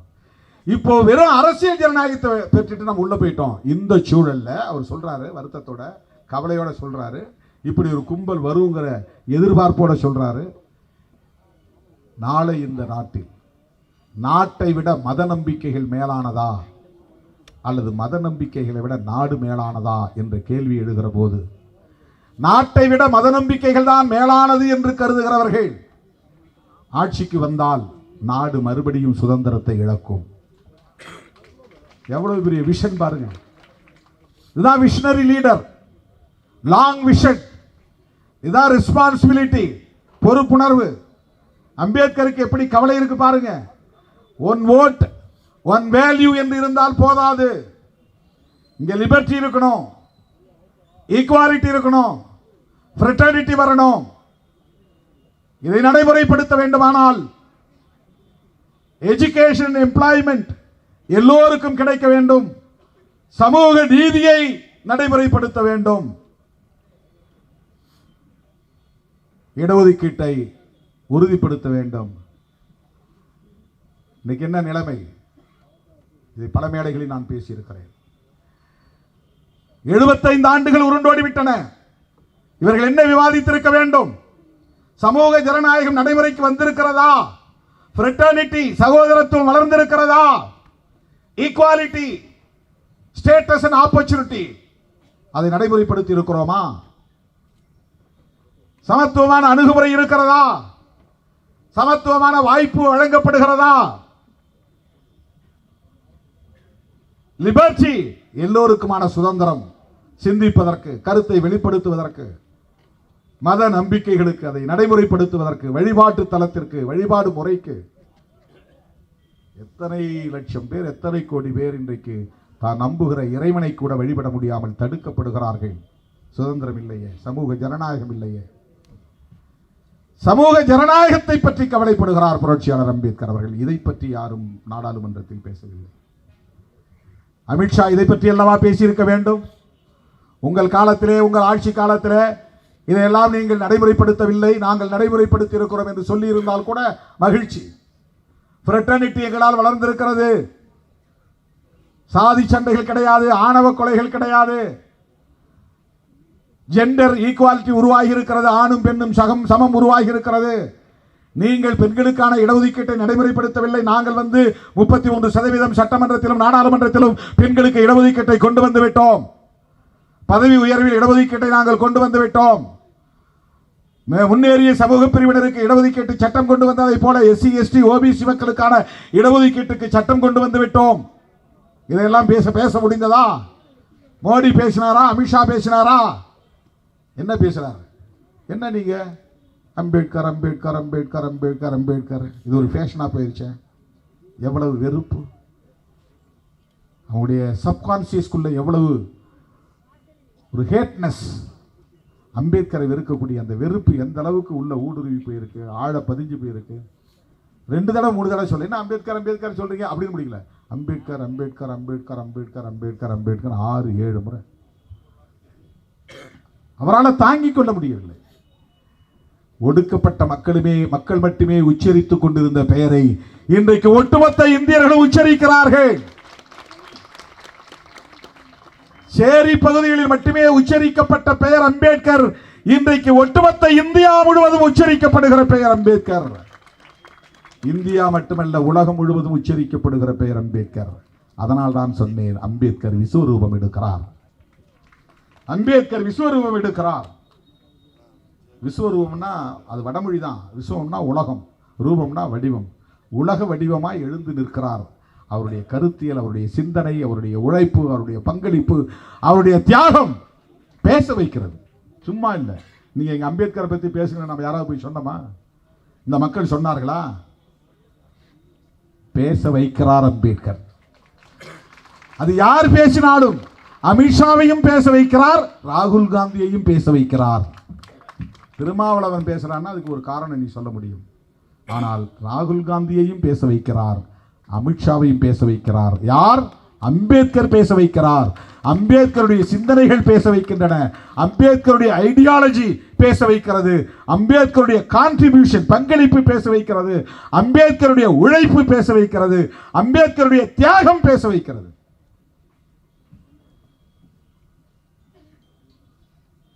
இனி எந்த சக்தியாலும் அம்பேத்கர் என்கிற பிரளயத்தை தடுக்க முடியாது. இனி எந்த சக்தியாலும் புதிய இந்தியா உருவாவதை எந்த சக்தியாலும் தடுக்க முடியாது. அம்பேத்கர் கண்ட கனவு நனவாகிறது.